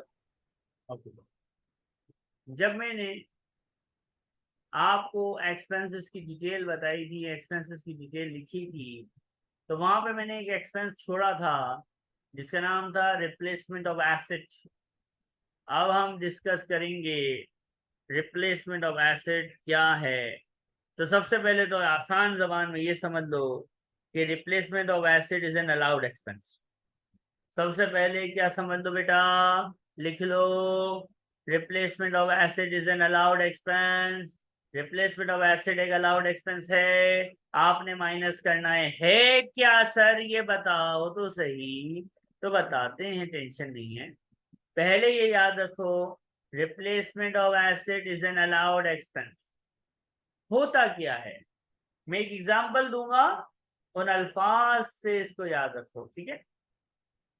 आपकी प्रॉपर्टी है, प्रॉपर्टी में एक अदद, प्रॉपर्टी में एक अदद डिश वॉशर है। क्या है? Dish washer. डिश वॉशर जो है वो खराब हो गया। वो कितनी प्लेटें धोता था? उस डिश वॉशर में अज्यूम करो 10 प्लेट्स धुलती थी। कितनी धुलती थी? 10 प्लेट्स, ओनली 10 प्लेट्स। वो डिश वॉशर खराब हो गया। आपने सेम सेम बोले तो यानी 10 डिश वॉश, सेम स्पेसिफिकेशन वाला, 10 डिश वॉश, 10 डिशेस धोने वाला ही अगर आपने डिश वॉशर लिया है तो ये रिप्लेसमेंट ऑफ एसिड रिलीफ के नाम पे अलाउड हो जाएगा। अब आप बोलोगे सर एसिड लेना तो कैपिटल एक्सपेंस होता है, लेकिन बेटा ये टैक्स है, टैक्स अपने रूल्स पे चलता है।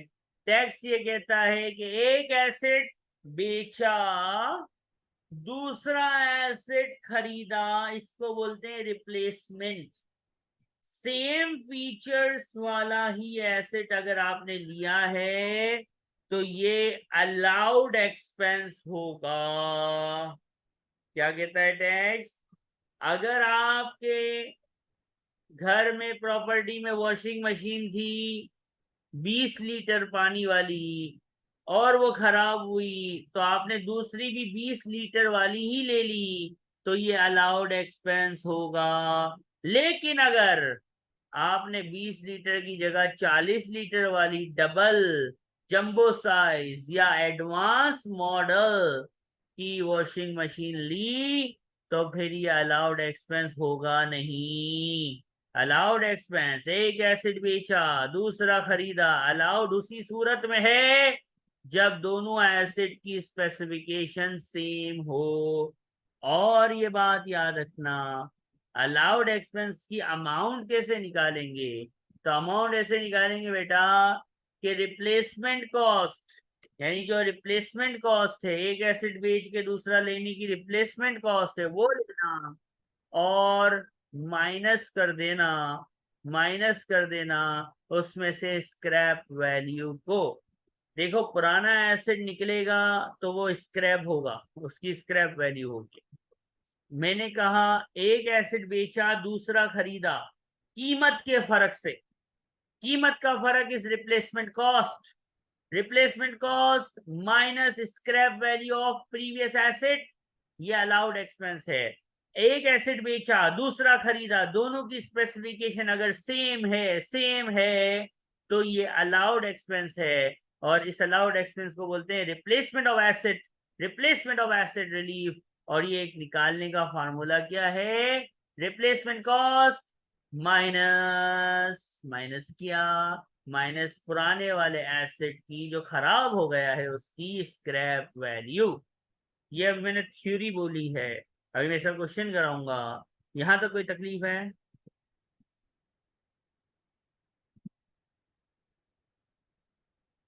ये जो फार्मूला है ग्रीन के अंदर, ये याद होना चाहिए कि रिप्लेसमेंट, एक एसेट बेचा दूसरा खरीदा तो अलाउड एक्सपेंस जरूर है अगर सेम स्पेसिफिकेशन का है तो, लेकिन उस अलाउड एक्सपेंस को निकालते कैसे हैं, तो ये फार्मूला आपको पता होना चाहिए। Replacement cost minus scrap value. अब जरा मेरे पाकिस्तानियों, ये छोटा सा क्वेश्चन है, ये छोटा सा क्वेश्चन है। अभी तक हमने जितना कुछ पढ़ा है, जितना भी पढ़ा है, वो सब इस क्वेश्चन के अंदर एग्जामिन हुआ है। ठीक है, तो इस क्वेश्चन को हम वन नोट पे लेते हैं।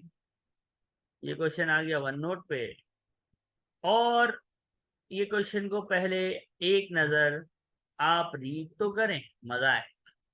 शाबाश, क्वेश्चन को रीड करो बेटा।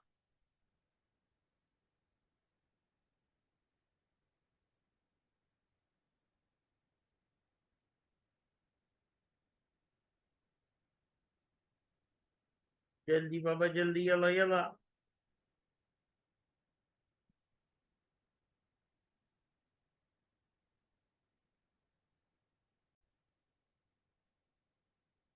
क्वेश्चन रीड हो गया है, किराया शिराया हमारे सामने है, हमारा फॉर्मेट हमारे दिमाग में है।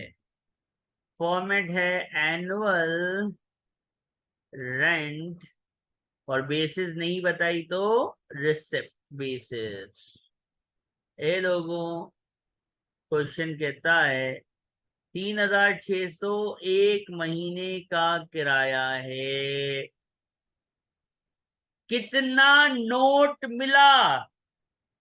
हमें यही पढ़ना है ना, रिसिप्ट बेसिस, पैसा कितना मिला, बताओगे?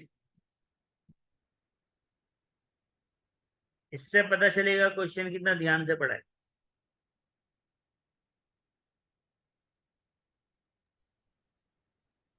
पैसा मिला कितना?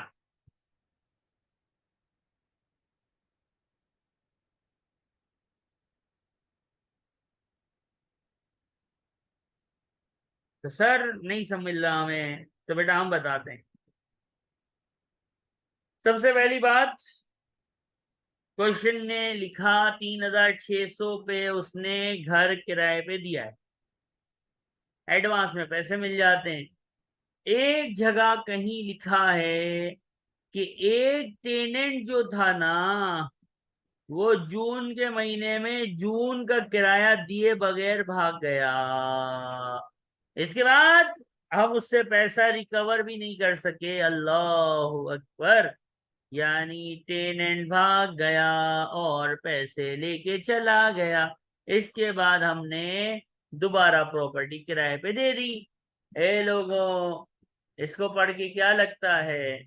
टेनेंट सिर्फ जून का किराया खा के भागा है, और फिर हमने प्रॉपर्टी किराए पे दे ही दी है, तो कितना नोट मिला होगा, कितने महीने का किराया हाथ में आया होगा? सर 1 महीने का, साल में 12 महीने होते हैं, टैक्स ईयर में भी 12 ही महीने होते हैं सर। तो 1 महीने का किराया अगर टेनेंट खा के भागा है, तो इसका मतलब 11 महीने का किराया हमें मिला होगा। करेक्ट और रॉन्ग? Yes sir. और एक बात याद रखना, पेएबल मंथली को यहाँ बच्चे पर मंथ रेंट समझ लेते हैं। ये और ये मैं जानबूझ के लिखता हूं ताकि आपको पेपर में याद रहे। पेएबल मंथली को नहीं देखना है, ये देखना है कि ये 3600 क्या है। सर ये 3600 तो ईयर का किराया है। अरे बाबा, ये तो मल्टीप्लाई 11 डिवाइड बाई 12 होना है, ना कि मल्टीप्लाई 11। कैसे समझ आया? सर सामने लिखा था, तवज्जो नहीं थी, तो तवज्जो रखनी है। 3600 is not monthly rent, payable हर महीने मिल रहा है, वो अलग बात है। लेकिन बाबू ये रेंट तो साल का है ना, और हमने ये तय किया अभी कि 11 महीने का किराया मिला है, 1 महीने का किराया बंदा खा के भाग गया है। तो बंदा भाग गया है तो वो पैसा नहीं मिला होगा, यानी 300 रुपये नहीं मिले होंगे, 3600 में से 300 नहीं मिले होंगे, तो 3300 मिले होंगे। यहाँ तक कोई तकलीफ है तो प्लीज पूछिएगा। इस क्वेश्चन में प्रीमियम है नहीं, अभी हमने प्रीमियम पढ़ा भी नहीं है। जब हम पढ़ लेंगे तो इंशाल्लाह आपको नजर आएगा क्वेश्चन के अंदर। ठीक है, अब हम अलाउड एक्सपेंसेस पे आएंगे, but before we move forward, यहां तक कोई तकलीफ? No sir. सारा टैक्स ईयर कौन है? 22-23। मैं ग्रीन से हाईलाइट करूंगा उस खर्चे को जो कि 22-23 में नजर आ रहा है। ये 22-23 लिखा है मैंने नीचे, 6 अप्रैल 22 से 5 अप्रैल 23, मई 22 इसमें आता है, मई 22 आता है, जून 22 आता है, नवंबर 22 आता है, मई 2023, क्या ये डेट आती है? मई 23 टैक्स ईयर, टैक्स ईयर 22-23 में आती है नहीं आती?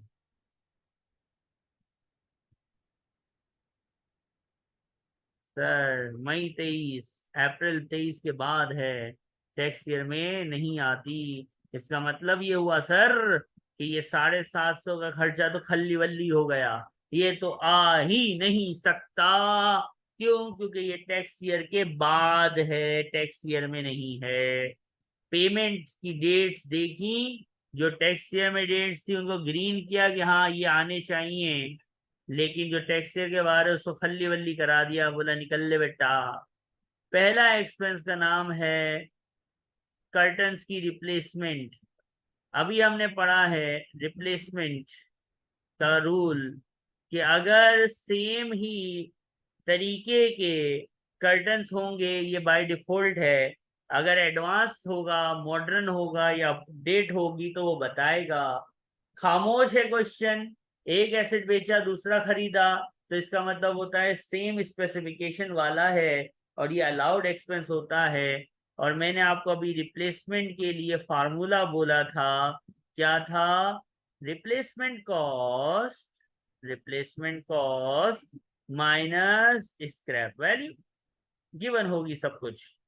कर्टन्स के बारे में लिखा हुआ है नीचे, क्या लिखा हुआ है? No disposal cost, no. Disposal value. इसका मतलब इसकी रिप्लेसमेंट कॉस्ट है 150, स्क्रैप वैल्यू है 0, यानी 150 माइनस हो जाएगा, खत्म। अगला एक्सपेंस कौन सा है? Replacement of kitchen unit. इसके बारे में नीचे क्या बोला है? नीचे नहीं, इसके बारे में ऊपर ही सब कुछ बोल दिया है। लिखता है broken kitchen unit with a similar, similar मतलब अलाउड के नॉट अलाउड? क्लाउड। इसकी भी स्क्रैप वैल्यू गिवन नहीं है, तो 275, कहानी खलास। इंश्योरेंस, इंश्योरेंस रेवेन्यू एक्सपेंस होता है सर, आपने बताया है हमें। अलाउड होगा। कौन सा वाला?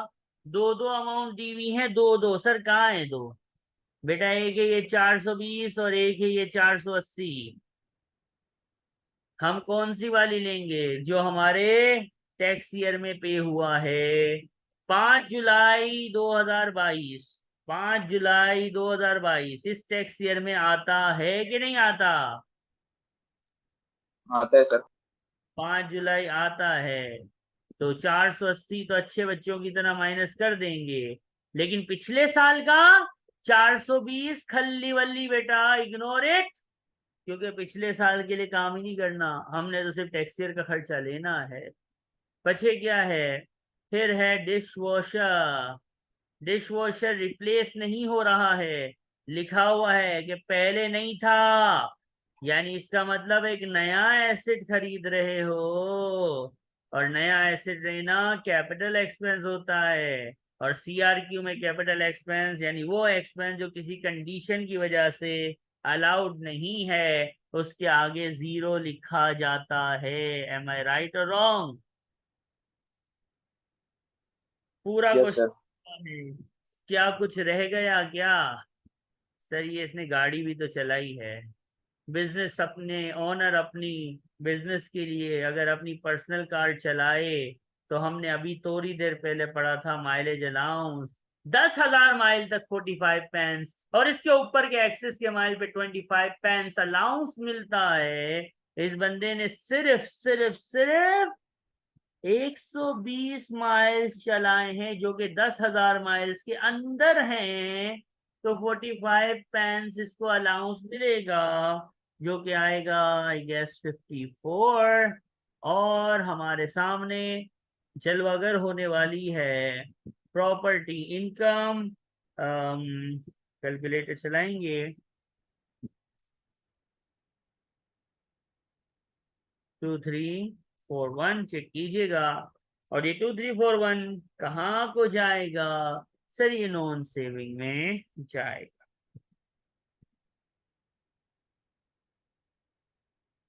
इस क्वेश्चन में कोई तकलीफ? सर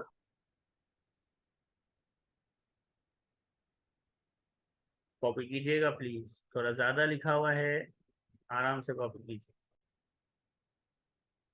अब जो क्वेश्चन आपकी स्क्रीन पे आपके सामने नजर आ रहा है, ये हमारा क्वेश्चन 1 भी था। ये हमारा क्वेश्चन 1 भी था। ये हमारा क्वेश्चन 4 भी है। 100% सेम क्वेश्चन मैंने दे दिया। लेकिन कुछ तो होगा ना। तो इस क्वेश्चन को पढ़ के वो कुछ ढूंढना जरा, वो कुछ क्या है? कि क्वेश्चन 1 और क्वेश्चन 4 में फर्क है, वो क्या है? ढूंढना जरा।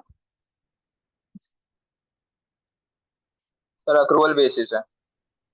मैंने बोला था कि by default cash basis. Accrual basis है sir. By default cash basis. लेकिन एग्जामिनर बोले तो डिफॉल्ट हट के अक्रूवल बेसिस पे क्वेश्चन शिफ्ट हो जाएगा। जब अक्रूवल बेसिस पे आएगा तो टैक्स ईयर बड़ा इंपॉर्टेंट हो जाएगा। ये हो गया। क्वेश्चन आज ही सॉल्व किया है ये हमने, 1 जुलाई को। ये हमने किराए पे दी है।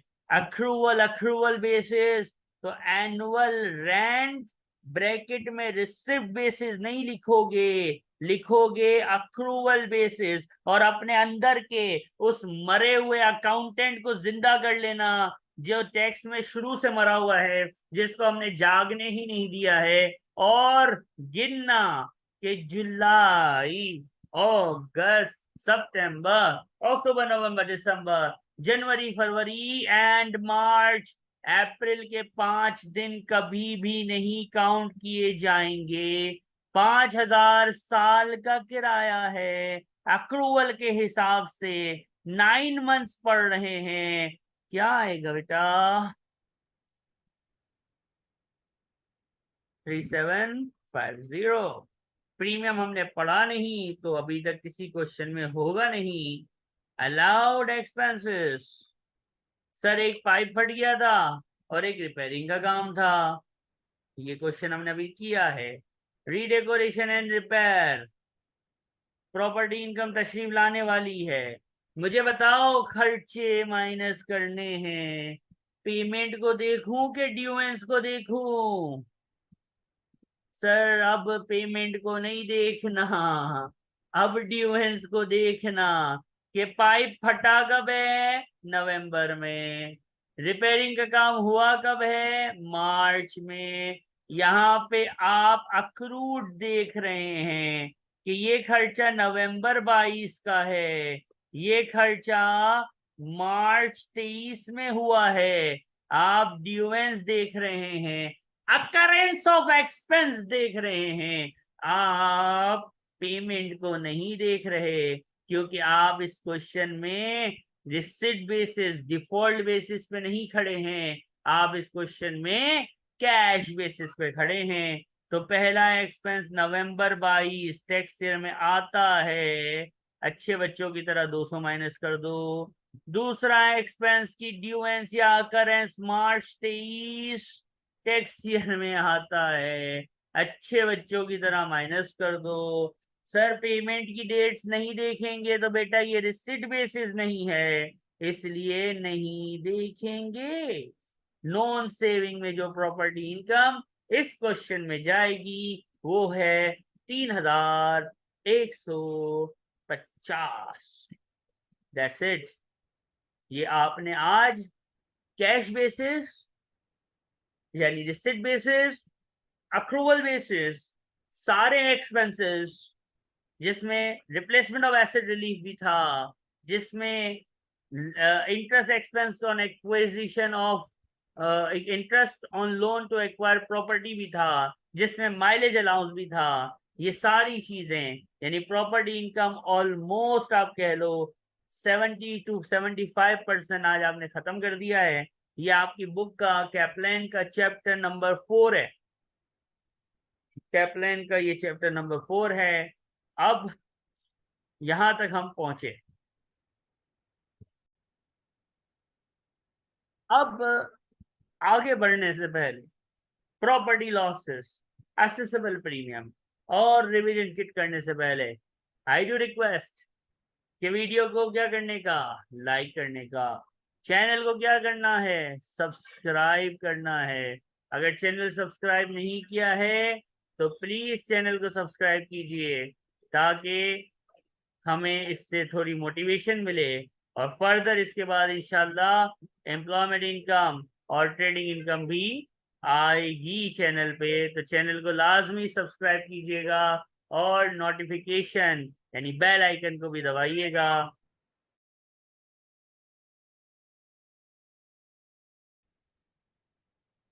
प्रॉपर्टी इनकम में जो नेक्स्ट हमारा टॉपिक है, देखो वो है प्रॉपर्टी लॉस। हम कमाएंगे ही ये हमने फिक्स तो नहीं किया हुआ, हम कमाएंगे तो टैक्स देना होगा, लेकिन हम गवाएंगे यानी हमें प्रॉपर्टी पे लॉस होगा तो गवर्नमेंट क्या हमसे टैक्स लेगी? प्रॉपर्टी इनकम पे टैक्स होता है, प्रॉपर्टी लॉसेस पे टैक्स नहीं होता।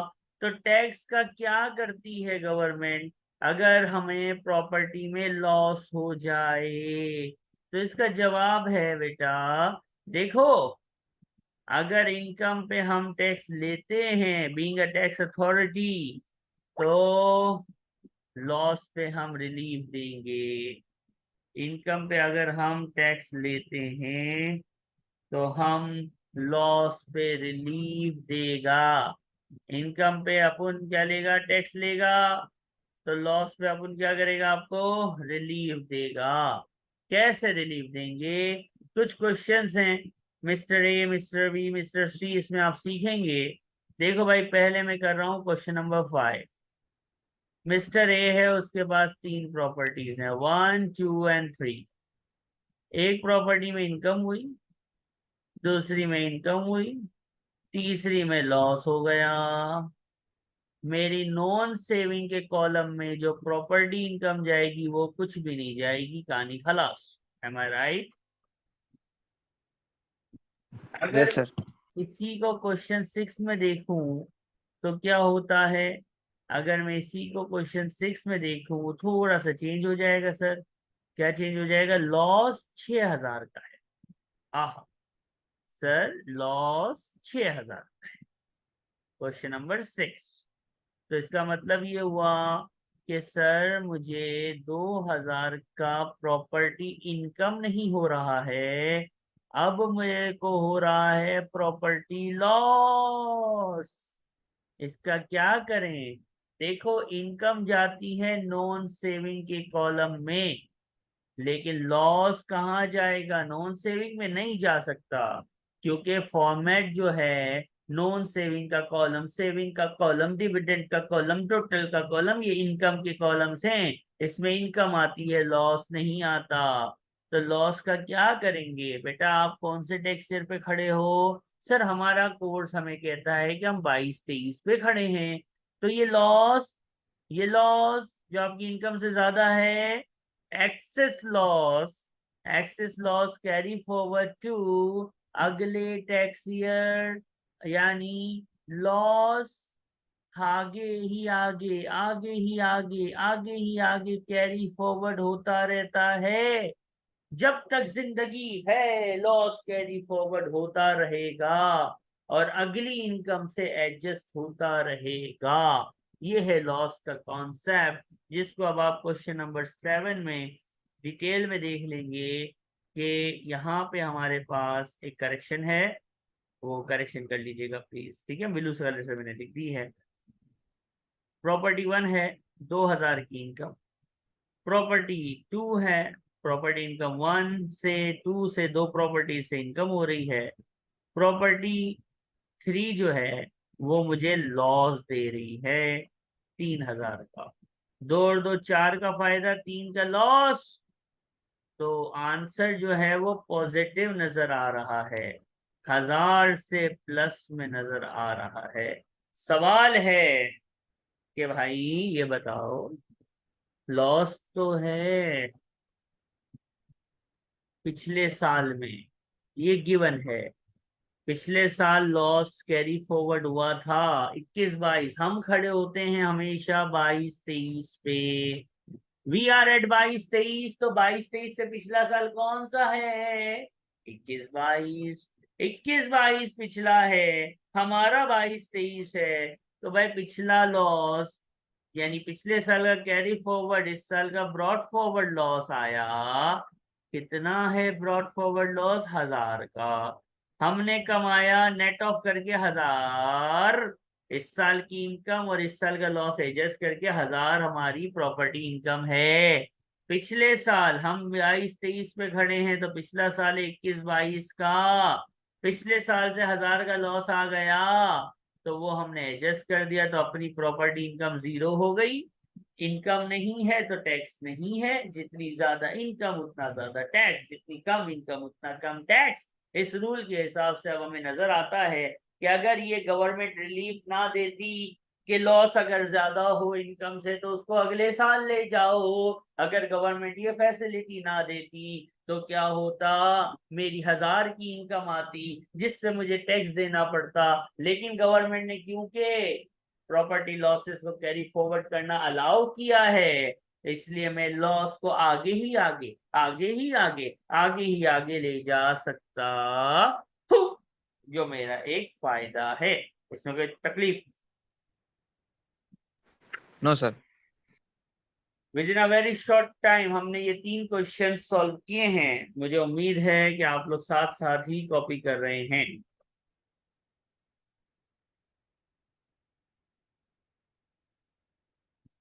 Yes question sir. 8 आएगा अब आपके सामने। क्वेश्चन 8 आएगा और क्वेश्चन 7 के आंसर को मैं थोड़ा सा छेड़ूंगा, आप ही बताएंगे कि कैसे करना चाहिए। थोड़ी सी करेक्शन है क्वेश्चन में, एक टाइपिंग एरर हुआ है मुझसे। ये 19-20 नहीं है, ये 21-22 है, ठीक है? पिछले साल का लॉस आ रहा है 2,000। अगर मैं इसको इसी क्वेश्चन में सेट करूं तो नंबर्स थोड़े से बदलने पड़ेंगे। पहले तो क्वेश्चन 8 कर देंगे, इसको नंबर थोड़े से बदल देते हैं। ये क्वेश्चन 8 हो गया, ठीक है? अब देखो तो 2,000, 2,000 और 3,000, ये इस साल की इनकम और लॉसेज एडजस्ट हुए, नेट ऑफ हुए 1,000 आ गया। पिछले साल से 2000 का लॉस आ रहा है, इनकम 1000 है, लॉस 2000 का आ रहा है, तो 1000 का क्या आया ये, प्रॉपर्टी इनकम के property loss. Property loss sir. और लॉस का रूल क्या है, इस साल एडजस्ट नहीं हुआ तो कोई बात नहीं, मुश्किल नहीं है, अगले साल एडजस्ट हो जाएगा, इसके बाद नहीं हो तो इसके अगले साल हो जाएगा, जब तक जिंदगी है loss carry forward carry forward carry forward होता रहेगा। बात समझ आई। Yes sir. इसको भी आपने देखा कि प्रॉपर्टी लॉसेस, ये आपका टॉपिक पूरा हो गया कि how to deal with property loss. अगर प्रॉपर्टी इनकम के जगह प्रॉपर्टी लॉस हो, इंडिविजुअल को, यानी एक मिस्टर या मिस इंडिविजुअल, इसी को बोलते हैं, कंपनी हमने अभी शुरू भी नहीं किया है, इंडिविजुअल को तो उसको इसी तरह से डील किया जाता है। कहानी खलास। प्रॉपर्टी अब अपने एंड की तरफ है, प्रॉपर्टी इनकम अपनी एंड की तरफ है। कैप्लान का चैप्टर 4 एंड होने वाला है। अब इस चैप्टर के अंदर कुछ छोटी छोटी बातें हैं। पहली बात है रूम। देखो भाई, हमने कल सीखा है कि हम किराए पे देते हैं, हम किराए पे देते हैं। आज ये बात करोगे, या तो मैं प्रॉपर्टी किराए पे दूंगा, या मैं एक कमरा किराए पे दूंगा, या मैं छुट्टी गुजारने की जगह FHL। कभी फार्म हाउस गए हो क्या? Yes sir. छुट्टी मनाने की जगह, जिसको आसान से समझाने के लिए मैंने फार्म हाउस लिखा, इसकी डेफिनेशंस अभी थोड़ी देर बाद आएंगी, ठीक है। अब आपको प्रॉपर्टी इनकम और प्रॉपर्टी लॉसेस ऑलमोस्ट आते हैं, सिर्फ प्रीमियम की वर्किंग रहती है। FHL थोड़ी देर बाद करेंगे, अभी बारी है रूम की। अगर असी एक कमरा एक रूम किराए पे दे दें तो क्या कोई फर्क पड़ता है? तो फर्क ये पड़ता है, देखो, एक तो आपकी नॉर्मल वर्किंग है। नॉर्मल वर्किंग बोले तो annual rent receipt minus expenses वाली वर्किंग, वो नॉर्मल वर्किंग तो आप करेंगे, आप नॉर्मल वर्किंग तो करेंगे, लेकिन अगर आप एक कमरा किराए पे देंगे ना भाई, अगर आप क्या करेंगे, एक कमरा किराए पे देंगे, तो आपको गवर्नमेंट एक और रिलीफ देती है। वो कहते हैं कि या तो नॉर्मल वर्किंग कर लो, या फिर क्लेम कर लो rent a room relief. Rent a room relief claim कर लो मतलब, तो इसकी आसान जबान में ये है कि बेटा, नॉर्मल वर्किंग याद है सर, नॉर्मल वर्किंग थी annual rent less allowed expenses. अभी हमने प्रीमियम पढ़ा नहीं है तो वो आ ही नहीं रहा। ये हमारी नॉर्मल वर्किंग थी जो कल हमने देखी थी। या तो आपने अगर कमरा किराए पे दिया है ना, तो आप इसको नॉर्मल चलाओ। नॉर्मल मतलब ये जो नॉर्मल रेंट इनकम कैलकुलेट करने का फॉर्मेट है, इस फॉर्मेट को चलाओ और जो आंसर है उसको प्रॉपर्टी इनकम बोल दो। या फिर अगर आपने कमरा किराए पे दिया है तो गवर्नमेंट कहती है बेटा, कमरा किराए पे दिया है तो हम आपको एक रिलीफ अवार्ड करते हैं, क्लेम करो रेंट अ रूम रिलीफ को। हमने पूछा अच्छा, rent a room relief claim करें, कैसे करें? तो गवर्नमेंट का देखो, एनुअल रेंट जो है ना रिसिप्ट वाला, वो लेना, इसमें से अलाउड एक्सपेंसेस माइनस नहीं करना, उसकी जगह पे एग्जेम्पशन माइनस करना। एग्जेम्पशन फिक्स है 7,500। आपको ये बात अब याद हो जानी चाहिए कि एग्जेम्पशन की वजह से नेगेटिव फिगर अराइज हो सकती नहीं है, एग्जेम्पशन की वजह से आंसर माइनस में आ सकता नहीं है। अब जब भी रूम किराए पे दोगे, क्या करोगे, रूम किराए पे दोगे तो दो वर्किंग करोगे। एक वर्किंग जो कल सीखी थी, नॉर्मल वर्किंग। नॉर्मल वर्किंग बोले तो कि इसको एक तरह से प्रॉपर्टी ही समझो, रूम पढ़ के भी अनपढ़ा कर दो, इग्नोर कर दो। अगर हम ये करें तो इस क्वेश्चन में जो हसन रजा वाला क्वेश्चन है, एक फर्निश रूम घर में से 700 पाउंड का किराए पे दिया है, मंथली किराया 700, टैक्स में 12 महीने होते हैं भाई, कितना हो गया,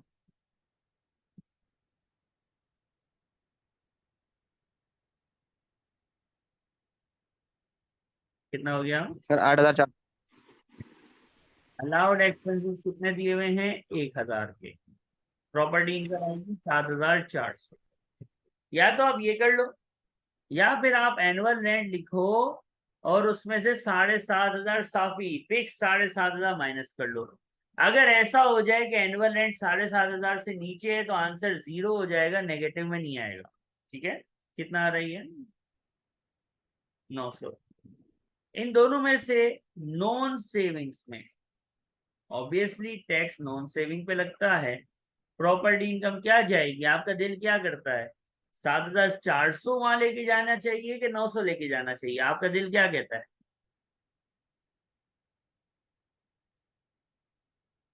सर 900 जाएगा ना? तो यही है कि गवर्नमेंट यही कह रही है आपसे कि लोअर ऑफ इन दोनों में से जो फिगर, दो वर्किंग की, और दोनों में से कौन सी फिगर लेनी है आपने? लोअर ऑफ, और उसको प्रॉपर्टी इनकम में ले जाना है और उस पे टैक्स लगाना है। ये है रेंट रूम रिलीफ। ये क्या है बेटा? Rental relief. ये रेंट रूम रिलीफ कब अप्लाई करेंगे? जब क्वेश्चन में रूम किराए पे दिया है ऐसा लिखा होगा। बात समझ आई है? सर तो ये जो आपने एग्जाम्पशन ली है ये फिक्स ही रहेगी? Fix, fix, can't be change, can never be change. Okay. Okay sir.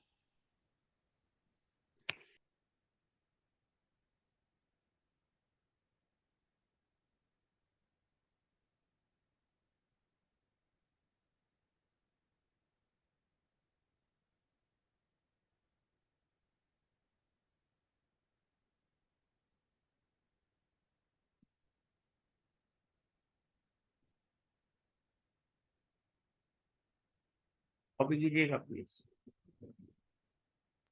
Sir कर लिया। अब ये हो गया रेंट रूम। एक बात है थ्योरी की, एक डेट लिखी हुई है। अगर आपको रेंटर रूम रिलीफ क्लेम किया है आपने तो आपको गवर्नमेंट को बताना पड़ेगा। गवर्नमेंट को ख्वाब तो नहीं आएगा ना कि ऑक्सफोर्ड, एक सिटी समझ लो, ऑक्सफोर्ड सिटी, लंदन सिटी समझ लो। लंदन सिटी की एक्स स्ट्रीट के अंदर फ्लैट नंबर 22 में मिस्टर हमाद रहते हैं और उन्होंने रेंटर रूम रिलीफ क्लेम किया है। तो वो जो है प्रॉपर्टी इनकम 7,400 पे नहीं 900 पे टैक्स देंगे। गवर्नमेंट को ख्वाब आएगा? ख्वाब तो नहीं आएगा एचएमआरसी के बंदों को ना। एचएमआरसी को आपको बताना पड़ेगा। तो टैक्स ईयर 22-23 है, आपके पास 22 महीने हैं गवर्नमेंट को बताने के लिए कि ए मेरी प्यारी गवर्नमेंट, ए एचएमआरसी में हमद, आपने जो रेंटल रूम रिलीफ का कॉन्सेप्ट दिया है उसको अपनी जिंदगी में अप्लाई कर रहा हूँ और अपनी प्रॉपर्टी इनकम लीगल वे में कम दिखा रहा हूँ। इंस्टेड ऑफ, कहा वो इतनी बड़ी अमाउंट, उसकी जगह में सिर्फ 900 की प्रॉपर्टी इनकम दिखा रहा हूँ। ये गवर्नमेंट सुन ले, सुन ले, मैं तुझे नोटिफाई करता हूँ। आपके पास 22 महीने का टाइम है। अगर आपने क्लेम किया लेकिन नोटिफाई नहीं किया तो गवर्नमेंट ये फैसिलिटी आपसे छीन लेगी और गवर्नमेंट बोलेगी बेटा तूने नोटिफाई नहीं किया, तेरे पास 22 महीने थे फिर भी नोटिफाई नहीं किया, तो अब तू 900 पे नहीं पूरे 7,400 पे टैक्स दे, अच्छे बच्चों की तरह। ये डेट पेपर में याद होनी जरूरी है। डेट्स पेपर में आती हैं, लाजमी आती हैं 10 मार्क की डेट्स। तो डेट जहां जहां जब जब हम पढ़ेंगे, हैंड आउट इसीलिए है कि इसमें बहुत कुछ लिखा होता है, इसको रीड करना होता है। सिर्फ न्यूमेरिक्स क्वेश्चन सॉल्व नहीं करने के होते, हैंड आउट को रीड भी करना होता है। तो ये डेट हैंड आउट में लिखी है, आपको याद होनी चाहिए। ठीक है, अब हम आते हैं एक और टॉपिक पे। ये टॉपिक न्यूमेरिक्स वाइज आप कह लो कि लास्ट टॉपिक है। इस टॉपिक का नाम है प्रीमियम, असेसेबल प्रीमियम। मैंने कल एक फॉर्मेट बताया आपको कि रूम का नहीं, प्रॉपर्टी इनकम अगर कैलकुलेट करनी हो तो उसका फॉर्मेट था annual rent receipt, accessible premium, less allowed expenses. ये हमने आपको बताया और ये आंसर है प्रॉपर्टी इनकम जो कि नॉन सेविंग में जाता है।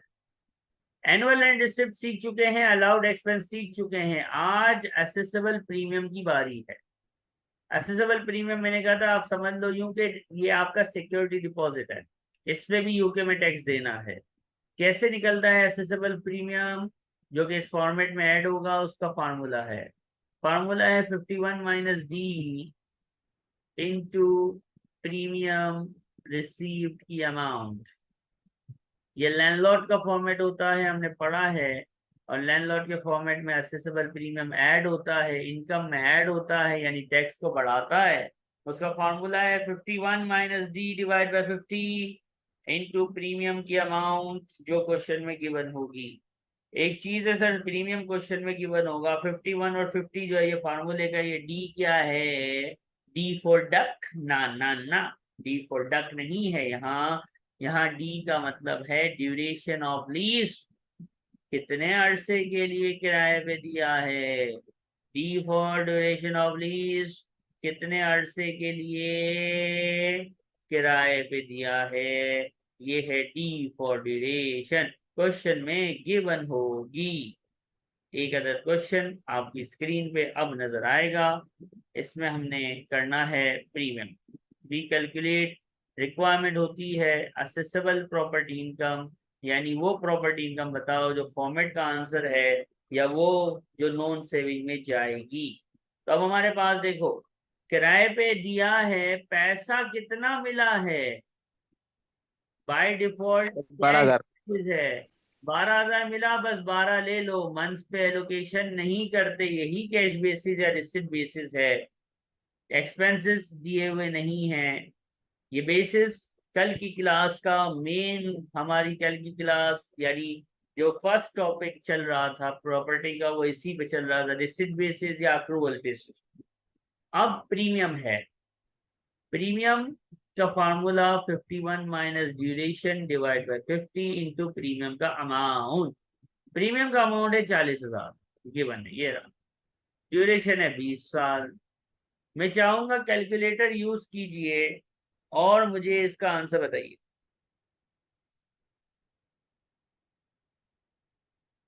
पहले 51 में 20 माइनस करना, जो आंसर आए उसको 50 से डिवाइड करना, वरना बोर्ड मास कर। 24,800। कितना? 24,800। सही है। कभी कभी बच्चे बोर्ड मास का रूल आगे पीछे कर देते हैं तो ये आंसर गलत हो जाता है, लेकिन आप लोग, उसे मैंने डायरेक्ट वैसे ही लगा दिया जैसे आपने लिखा हुआ है ना, हाँ साइंटिफिक ब्रैकेट के अंदर कैलकुलेटर पूरा।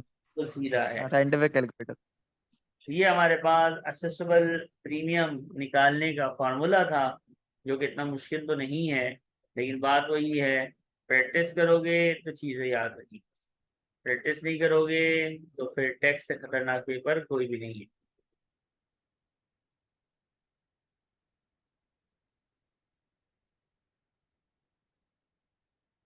अब इस टॉपिक की आखिरी बात है FHL। मैंने कहा एक होती है प्रॉपर्टी, एक होती है प्रॉपर्टी। प्रॉपर्टी बंदा किराए पे देता है, ठीक है, बंदा प्रॉपर्टी किराए पे देता है, बहुत अच्छी बात है। रूम, बंदा एक कमरा भी किराए पे देता है। तीसरा होता है छुट्टी मनाने की जगह।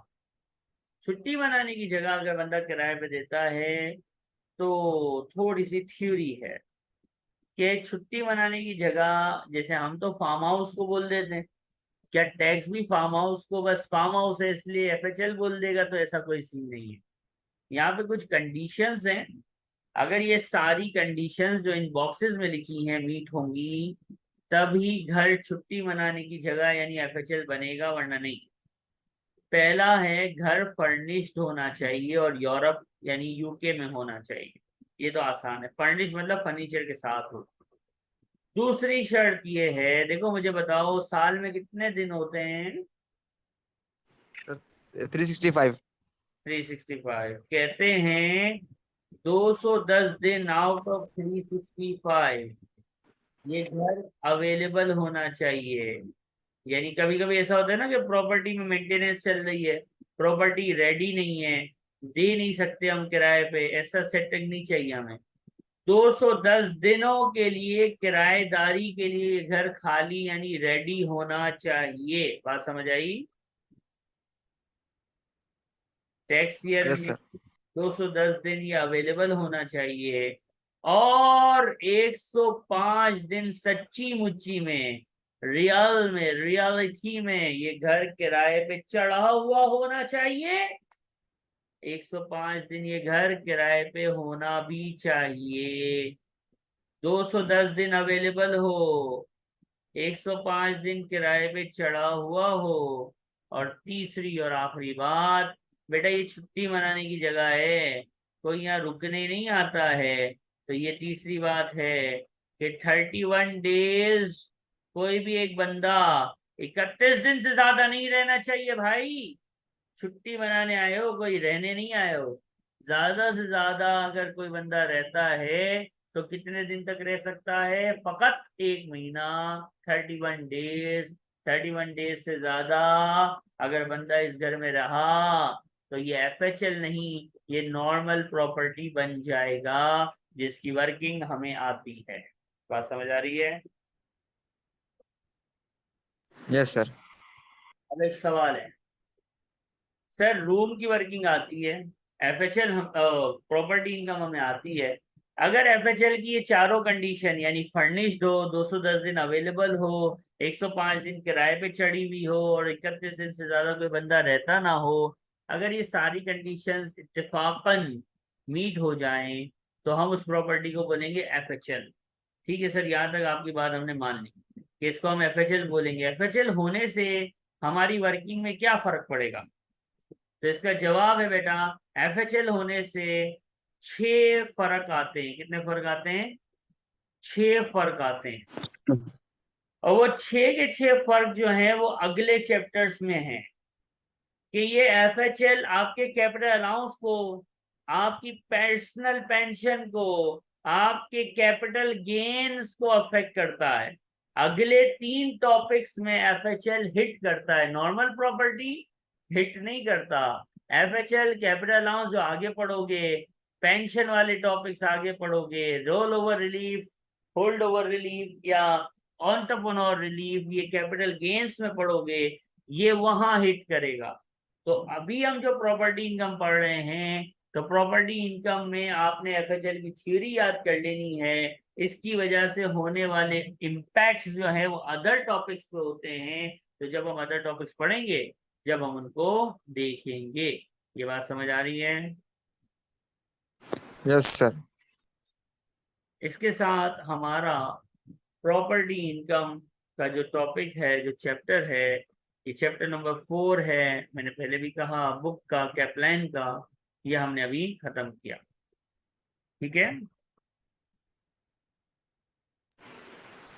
Okay sir.